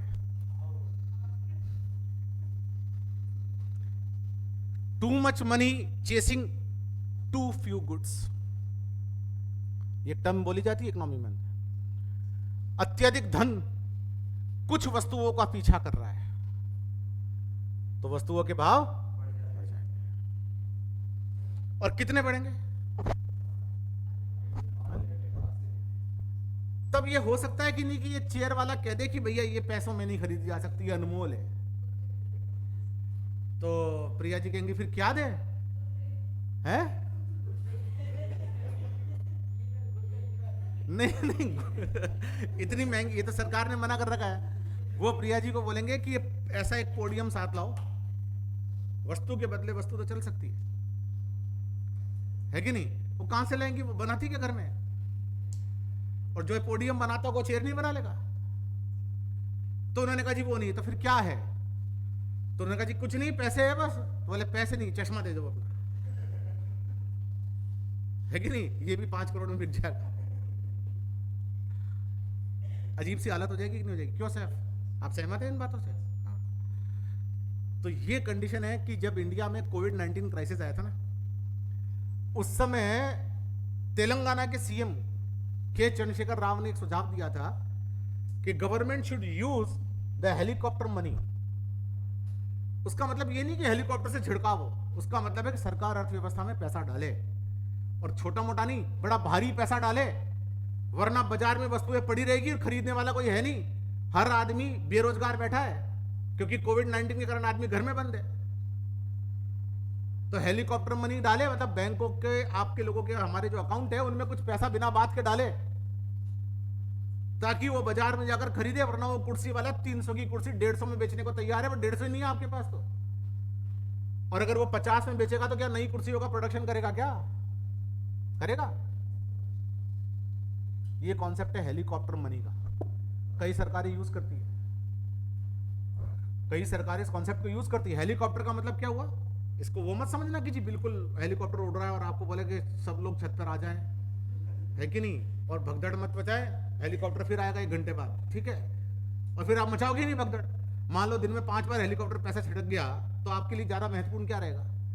पैसा तो ढेर पड़ा है बाहर, बाद में उठा लेंगे जाते समय, कल उठा लेंगे, कोई नहीं चुराएगा उसको, बाहर पड़ा है, सबके पास है। समझ गए? तो ये बैंकिंग सिस्टम में जो अक्सर आपके पास में एक दिक्कत आती है कि फिर जब आरबीआई नोट छाप रहा है तो जमकर क्यों नहीं छाप रहा? समझ में आया?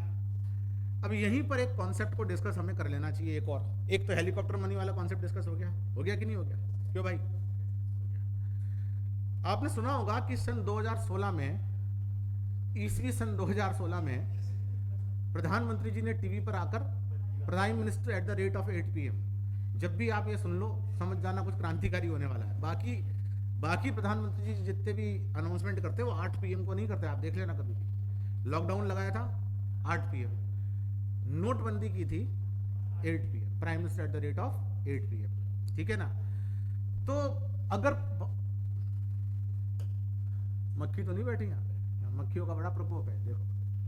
हाँ जी, एक लड़का मुझे ऑनलाइन, वो कोई यूट्यूब पर उसने अपना वीडियो देखा होगा, वो तो बोला कि सर मुझे आपकी क्लास बड़ी अच्छी लगी, आपका बड़ा प्रकोप है। मैंने कहा भाई मैं महामारी हूँ जो प्रकोप है, ठीक है? मतलब वो कह रहा, जो उसकी भावना है वो प्रदर्शित करना चाह रहा था, बट सर बड़ा प्रकोपी तरीके से हमने पढ़ाया। तो चलो, हाँ भाई, तो प्रधानमंत्री जी ने कहा कि जी 500 और 1000 के नोट आज रात को 12 बजे से लीगल टेंडर नहीं रहेंगे। That means you can not deal with 500 and 1000 rupees note. उस समय 1000 का नोट भी चलता था। इसको क्या बोला गया सिंपल भाषा में? डीमोनेटाइजेशन या नोटबंदी, विमुद्रीकरण। 12 बजे के बाद 500 और 1000 के नोटों का क्या करें? तो प्रधानमंत्री जी ने कहा डरने की कोई बात नहीं है। आप, नवंबर में ये बात हुई थी और कहा कि 31 दिसंबर तक आप अपने बैंकों में जाओ और या तो अपने अकाउंटों में जमा करा दो, और या फिर नए नोट बाजार में आ चुके, इनको 500 के 4 नोट देना, पिंक कलर का 2000 का नोट निकलेगा, देगी भारत सरकार। ऐसा करने के मल्टीपल फायदे दूसरे जो उन्होंने बताया वो तो है ही, लेकिन मैं एक फायदा डिस्कस करना चाहता हूं। इसके पीछे हमने क्या निष्कर्ष निकाला था कि ऐसा करके जितनी भी ब्लैक मनी होगी वो क्या हो जाएगी? नष्ट। कैसे हो जाएगी? ब्लैक मनी जनरली किस मुद्रा में होती है? बड़ी भारी मात्रा में, है ना। मान लो आपसे किसी ने रिश्वत मांगी 20 लाख, आप रिश्वत किस फॉर्म में दोगे उसको? आज अगर देने चाहो तो 2-2 हजार का नोट दोगे ना, एक एक के सिक्के दोगे क्या उसको? लाके ले भाई 20 लाख, 4 ट्रक आ चुके हैं, 10 रास्ते में, और आपके घर के बाहर कहाँ खाली करवाने, वो बताओ 20 लाख का रिश्वत। बड़ी खतरनाक बात हो जाएगी ना, तब तो वो आपको पागल खाने भर्ती करा देगा कि यार ये 20 लाख की रिश्वत देने लायक नहीं है यार है कि नहीं? जनरली बड़े नोटों में, और सबसे बड़े नोट आज 2000 के, उस समय 1000 का था। तो अगर किसी के पास में ब्लैक मनी पड़ी जिसने गरीबों को लूट कर पैसा इकट्ठा किया है, 20 लाख, 30 लाख, 50 लाख, 1 करोड़, 100 करोड़, 200 करोड़, और ये मनी चूंकि कैश में पड़ी रहती है, बैंकों में तो कोई रखेगा नहीं तो लोग पूछेंगे जी क्या हो रहा है, ये कहां से आया पैसा? तो जैसे ही आपने कह दिया लीगल टेंडर नहीं है, मनी इज आउट। और साधारण आदमी को ये ऑप्शन था, जैसे मेरे पास 20,000 रुपए थे, मैं गया बैंक में और जाके जमा करा दी। अगर मेरे से पूछ भी लेते कि 20,000 कहां से आए, मेरे पास पता था कहां से आए। समझ में आया? एक रिक्शे वाले के पास भी अगर 500,000 के नोट थे तो उसको भी टेंशन नहीं थी, वो भी लाइन में लगकर जमा करा दिया। मतलब लीगल आदमी को कोई नुकसान नहीं होना, इलीगल आदमी फंस गया। और उद्देश्य क्या था? उद्देश्य यह था कि 500 और 1000 के नोट हो गए नष्ट, इकोनॉमी से फ्लश आउट हो गए। वो खर्च आप कर नहीं सकते, घर में रख नहीं सकते, क्योंकि कभी भी छापा पड़ जाए। आज भी अगर किसी के पास 500,000 के नोट निकल जाए ना, वो वाले 1-2 निकल जाए चलो समझ में आता है, भंडार निकल जाए किसी के पास में तो उससे पूछेंगे क्या है, क्या इसको बैंकों में क्यों नहीं जमा करा भाई, आओ कम विद मी। मेरी बात समझे कि नहीं? तो अगर उस समय एक आकलन था श्री लाल कृष्ण अडवाणी का कि भारत में 90% के करीब पैसा, सॉरी 90% नहीं, भारत में करीबन 35% के करीब पैसा ब्लैक मनी चल रहा है। ब्लैक मनी है लोगों के पास 35%। जो 100 रुपए अगर मार्केट में है तो 35 रुपए काला धन है, रिश्वत 2 नंबर के पैसे से कमाए। तो ये 35% पैसा हो गया खत्म। लेकिन मैं जो डिस्कस करना चाहता हूं वो ये डिस्कस करना चाहता हूं कि अगर ये 35% पैसा खत्म हो गया तो अब आरबीआई इस 35% धन के एवज में नए नोट छाप सकता है कि नहीं छाप सकता है? क्या ये नए नोट छापना मार्केट में पैसे के फ्लो को बढ़ाएगा या उतना ही रखेगा? उतना ही रखेगा ना। फिर रात को 8 बजे इतने थे, उतने ही 12 बजे बाद रह गए। नए नोट छाप दिए आपने, क्योंकि पुराने नोट को आपने क्या कर दिया? इनवैलिड। और अगर नए नोट छापे जाएं बिना महंगाई को लाए तो सरकार विभिन्न कार्यों में पैसा खर्च कर सकती है कि नहीं कर सकती? यह कॉन्सेप्ट समझ में आया? तो नोटबंदी का एक उद्देश्य यह भी था। अगर आज भारत सरकार जितने भी नोट मार्केट में चल रहे सबको कह दे जीरो हो गए भाई, और फिर उसके एवज में नए नोट छाप दे आज भी, तो क्या ये नए नोट छापना इकोनॉमी पे कोई असर डालेगा? क्या नहीं, जो पहले था वही तो हुआ। Amount of the money same और नॉट, आया ना? That's it. और जब नोटों का अमाउंट सेम रहेगा तो ऐसी कंडीशन में उसके छापने से जो नेगेटिव इफेक्ट आ सकते थे वो नहीं आए ना। आप कहेंगे जी गरीब का क्या होगा? उसको बोलेंगे पुराना 500 का लाओ नया ले जाओ। मिडिल क्लास का क्या होगा? पुराना 500 का लाओ नया ले जाओ। चोर का क्या होगा? पुराना 500 का लाओ और नया ले जाओ, या साथ में आओ, कराओ बैंक में 200 करोड़ जमा। बैंक पूछेगा आपसे 200 करोड़ का प्रूफ, बैंक मतलब आयकर विभाग। अगर आप बड़े बिजनेसमैन हो तो आप बता सकते हो 200 करोड़ का प्रूफ। अंबानी जी को कोई तकलीफ नहीं हुई, उनके पास प्रूफ थे। लेकिन एक रिश्वतखोर के पास प्रूफ होता है क्या? तो वो ब्लैक मनी नष्ट हो जाएगी कि नहीं हो जाएगी, और उसकी जगह पर नया पैसा छाप दिया जाएगा कि नहीं? बिहार के मुख्यमंत्री नीतीश कुमार, वो उनके विचार हमेशा बदलते रहते हैं। आपको सन देखना जरूरी होता है कि वो कब क्या बोल रहे हैं, है कि नहीं? उस समय बीजेपी के साथ थे वो। तो जब उनसे पूछा कि नोटबंदी अच्छी बात है या खराब बात है, राहुल गांधी जी कह रहे हैं कि नोटबंदी बड़ी खराब बात है, ये वो है। तो उनका कहना था कि आप समझ नहीं रहे ना जी, नोटबंदी के जरिए हम नया नोट मार्केट में छाप सकते हैं, और नया नोट मार्केट में छाप सकते हैं तो विभिन्न कल्याणकारी योजनाओं के लिए धन सरकार के पास उपलब्ध रहेगा ना जी, है कि नहीं? इतना भी नहीं समझता है। उस समय उन्होंने ये कहा था। अब चूंकि वो पार्टियां बदलते रहते हैं तो आज हो सकता है उनके विचार अलग हो गए हो, लेकिन उस समय उन्होंने ये कहा था, तो बिल्कुल सही कहा था, बिल्कुल सही कहा था।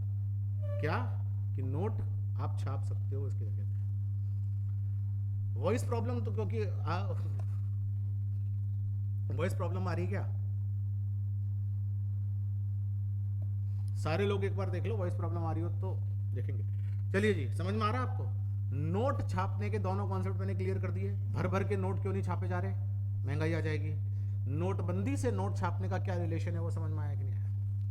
नोटबंदी से विभिन्न क्या रिलेशन है, वो हमारा अगला कभी डिस्कशन करेंगे, भ्रष्टाचार वगैरह के लिए।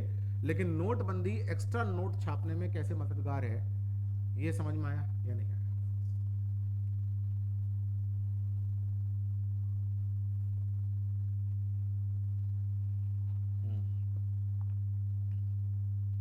चलिए जी, आगे बढ़े।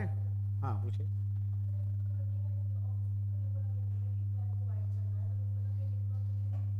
क्या क्या क्या? ब्लैक मनी को वाइट करना है? हाँ, क्यों नहीं बोला था? प्रधानमंत्री जी ने पूरा बाकायदा बताया था कि ब्लैक मनी जो थी वो मार्केट से वाइप आउट हो जाएगी। ब्लैक मनी, हाँ हाँ, भारत सरकार के मंत्रियों को प्रधानमंत्री जी ने इस काम पर लगाया था कि सबको घर घर जाकर बताओ आप कि ब्लैक नोटबंदी के क्या उद्देश्य है। भारतीय जनता पार्टी की एक खासियत है, उनके किए गए कामों को प्रचार उस तरह से करती है जो प्रचार करने चाहिए। ये तो उसकी सफलता का राज है। छोटे छोटे गांव तक लोगों को मालूम है कि नोटबंदी के क्या फायदे हो सकते हैं। 4-5 पॉइंट उनको भी पता है। अगर ये क्वेश्चन आ जाए, 2 नंबर उनके ही पक्के हैं, क्योंकि हर कार्यकर्ता को कहा था कि ये जो भ्रम फैला रहे हैं नोटबंदी पे, उनको जा जाकर सबको बताओ कि नोटबंदी के क्या क्या पोटेंशियल बेनिफिट्स है। पोटेंशियल बेनिफिट्स का मतलब क्या क्या संभव हो सकते हैं उससे। बिल्कुल ऑफिशियली कहा था कि ब्लैक मनी, नहीं तो नोटबंदी का उद्देश्य क्या था? काला धन खत्म कर देना। नए अमाउंट में जितने पॉजिटिव चीजें इसके लिए हो सकती थी वो ये है। समझ में आया? तो जितनी आलोचना करने वालों ने नोटबंदी के नुकसानों को ढंग से नहीं लोगों को समझाया, उतनी करने वालों ने। मनमोहन सिंह जी ने एक बात की थी, इस इकोनॉमी की जीडीपी वृद्धि दर 2 से 3% गिर जाएगी। ऐसा कहकर वो चुप हो गए थे कि ये भी तुमने 2 साल में एक बार बोला था। ठीक है, वो गिर भी गई, सच में गिर गई, लेकिन इस बात को हम कम्युनिकेट कहाँ कर पाए कि इसमें भी कुछ दिक्कत है। हाँ सर, 35 वाला कॉन्सेप्ट नहीं सुबोध, एक एग्जांपल मैंने लिया कि मान लो मार्केट में ब्लैक मनी थी 35%। उस समय अडवाणी जी का ये कहना था इतना ब्लैक मनी मार्केट में है, तो जितनी ब्लैक मनी वाइप आउट हो गई, इकोनॉमी से बाहर हो गई, उतनी नहीं छाप सकते हो कि नहीं छाप सकते? वाइप आउट का मतलब खत्म हो जाना, ये है कॉन्सेप्ट। चलिए आगे लिखे। देखिए, आरबीआई को बैंकों का बैंक कहा जाता है।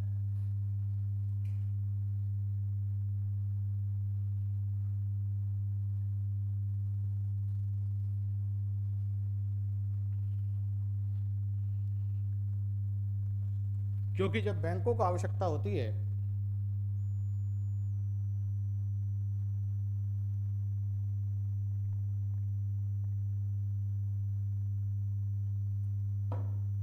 तो आरबीआई उन्हें ऋण देता है।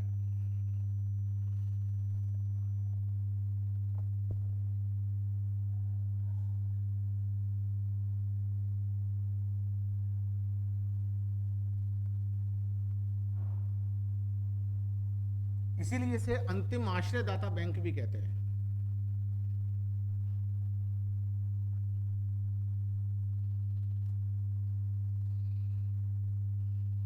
इसीलिए इसे अंतिम आश्रयदाता बैंक भी कहते हैं।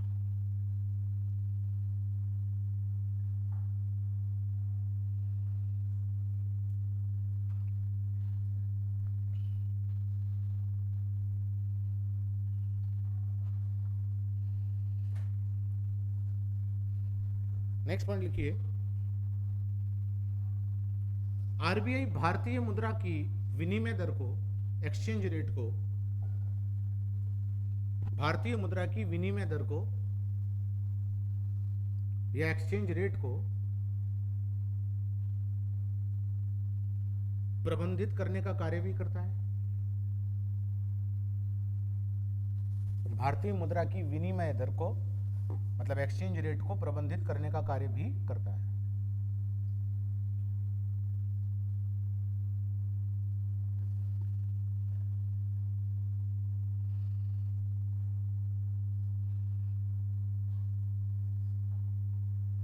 आगे लिखिए, आरबीआई प्रत्येक 2 माह में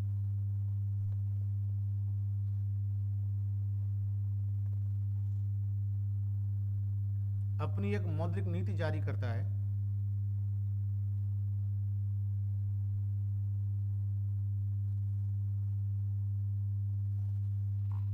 जिसके माध्यम से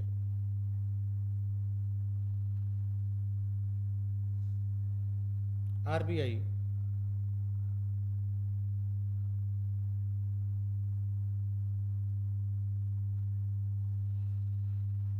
बाजार में मुद्रा के प्रवाह को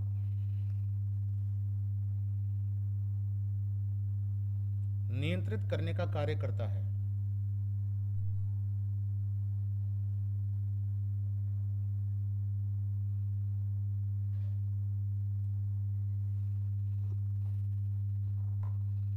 बाजार में मुद्रा के प्रवाह को नियंत्रित करने का कार्य करता है। कैसे करता है हम लोग विस्तार से देखेंगे, लेकिन इतना जानिए मौद्रिक नीति जारी करता है।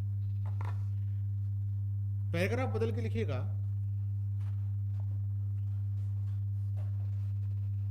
आरबीआई द्वारा जो मौद्रिक नीति जारी की जाती है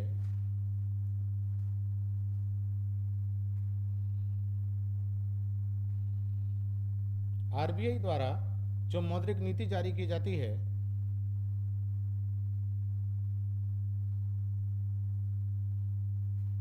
वह एक मौद्रिक नीति समिति के द्वारा जारी की जाती है।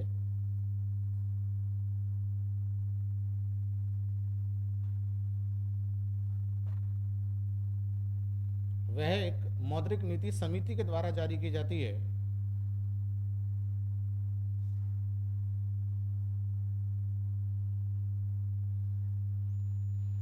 मौद्रिक नीति समिति की संरचना इस प्रकार है।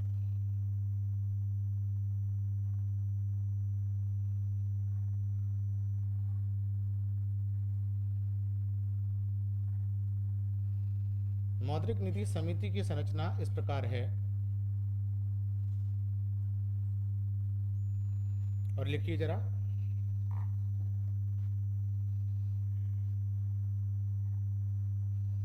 अच्छा इसमें लिखने से पहले एक चीज जरूर लिखना, मौद्रिक नीति समिति की बैठकें वर्ष में कम से कम 4 बार होनी आवश्यक है।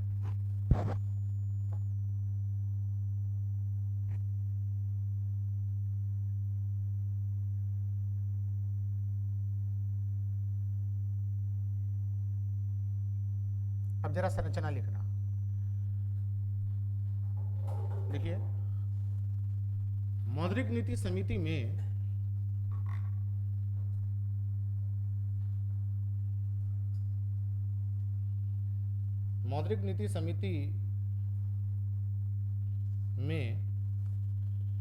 पदेन अध्यक्ष के रूप में आरबीआई का गवर्नर होता है,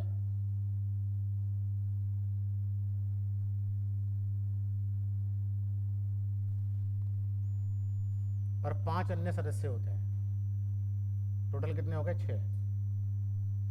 मौद्रिक नीति समिति में पदेन अध्यक्ष के रूप में आरबीआई का गवर्नर होता है और 5 अन्य सदस्य होते हैं।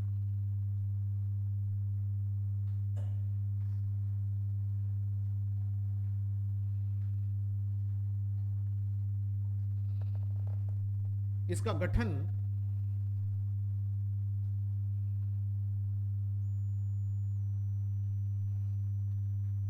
आरबीआई अधिनियम की धारा 45 के अंतर्गत किया गया है। इसका गठन आरबीआई अधिनियम की धारा 45 के अंतर्गत किया गया है, कि धारा 45 ये लिखा हुआ है बोर्ड पे, इस तरह से लिखना, 45 के अंतर्गत किया गया है।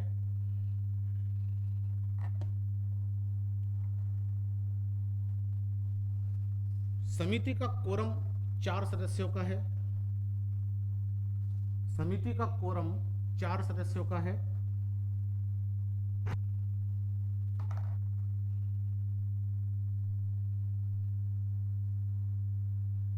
अर्थात न्यूनतम 4 सदस्यों के उपस्थित होने पर ही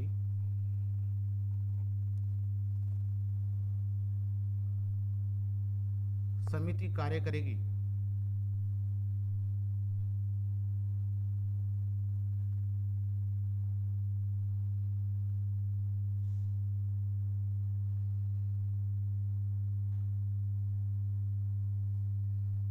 समिति कार्य करेगी। समिति के प्रत्येक सदस्य के वोट का मूल्य समान होता है। समिति के प्रत्येक सदस्य के वोट का मूल्य समान होता है।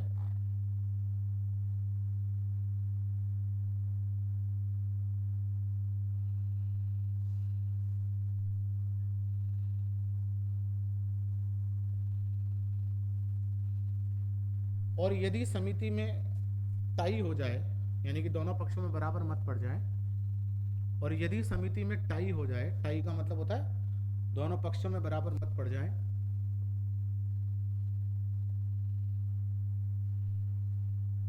तो आरबीआई का गवर्नर अपना निर्णायक मत दे सकता है।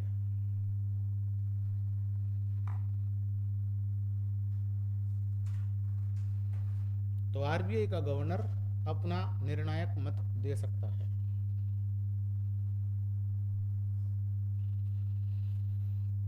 ठीक है, तो ये मॉनेटरी पॉलिसी समिति। एक चीज और लिख लो, इस समिति की गठन की सिफारिश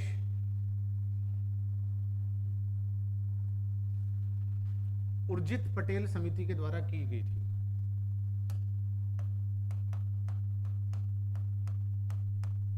इस समिति के गठन की सिफारिश उर्जित पटेल समिति के द्वारा की गई थी।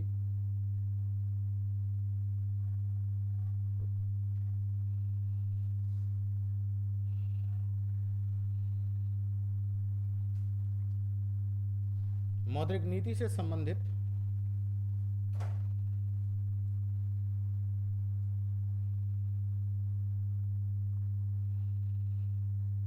सभी निर्णय लेने का कार्य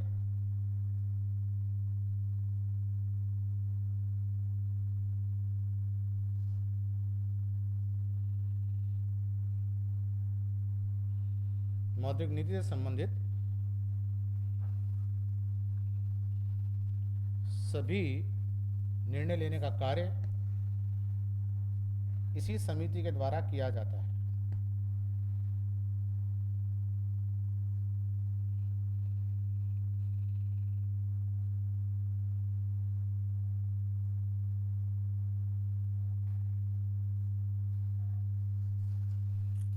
इसी समिति के द्वारा किया जाता है। इससे एक क्वेश्चन आ चुका है, वो कराऊं? करा दो।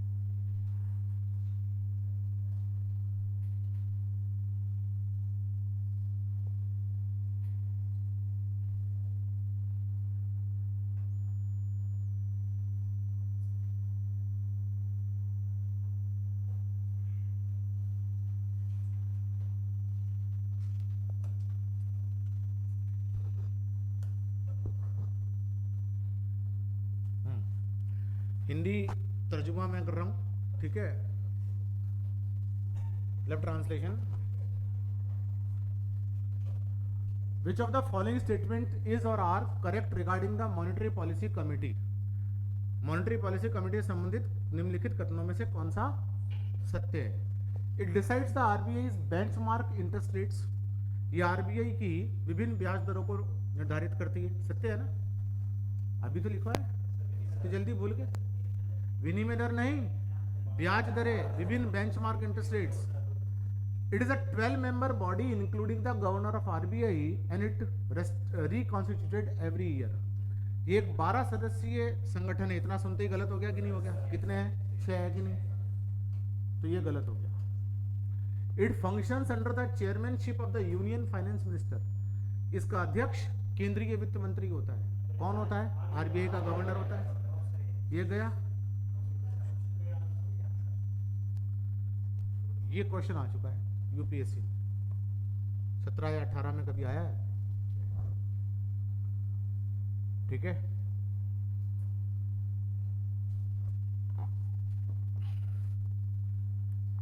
क्यों जी?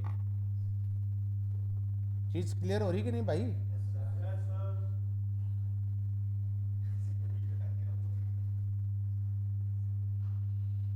जो भी लोग ऑनलाइन जुड़े हुए हैं उनको समझ आया क्वेश्चन क्या? जो मैंने जो चूंकि इंग्लिश में था इसलिए हिंदी में मैंने, बड़ा इजी है, ऐसा कुछ नहीं है। और फिर आप थोड़ी बहुत इंग्लिश भी सीखो।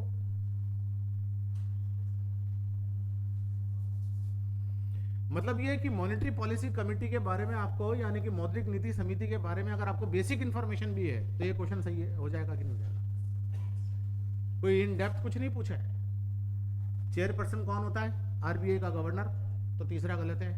12 नहीं बल्कि कितने होते हैं? 6, तो दूसरा गलत है। सारी नीतियां वही डिसाइड करता है, ठीक है ना? कौन? Monetary policy committee.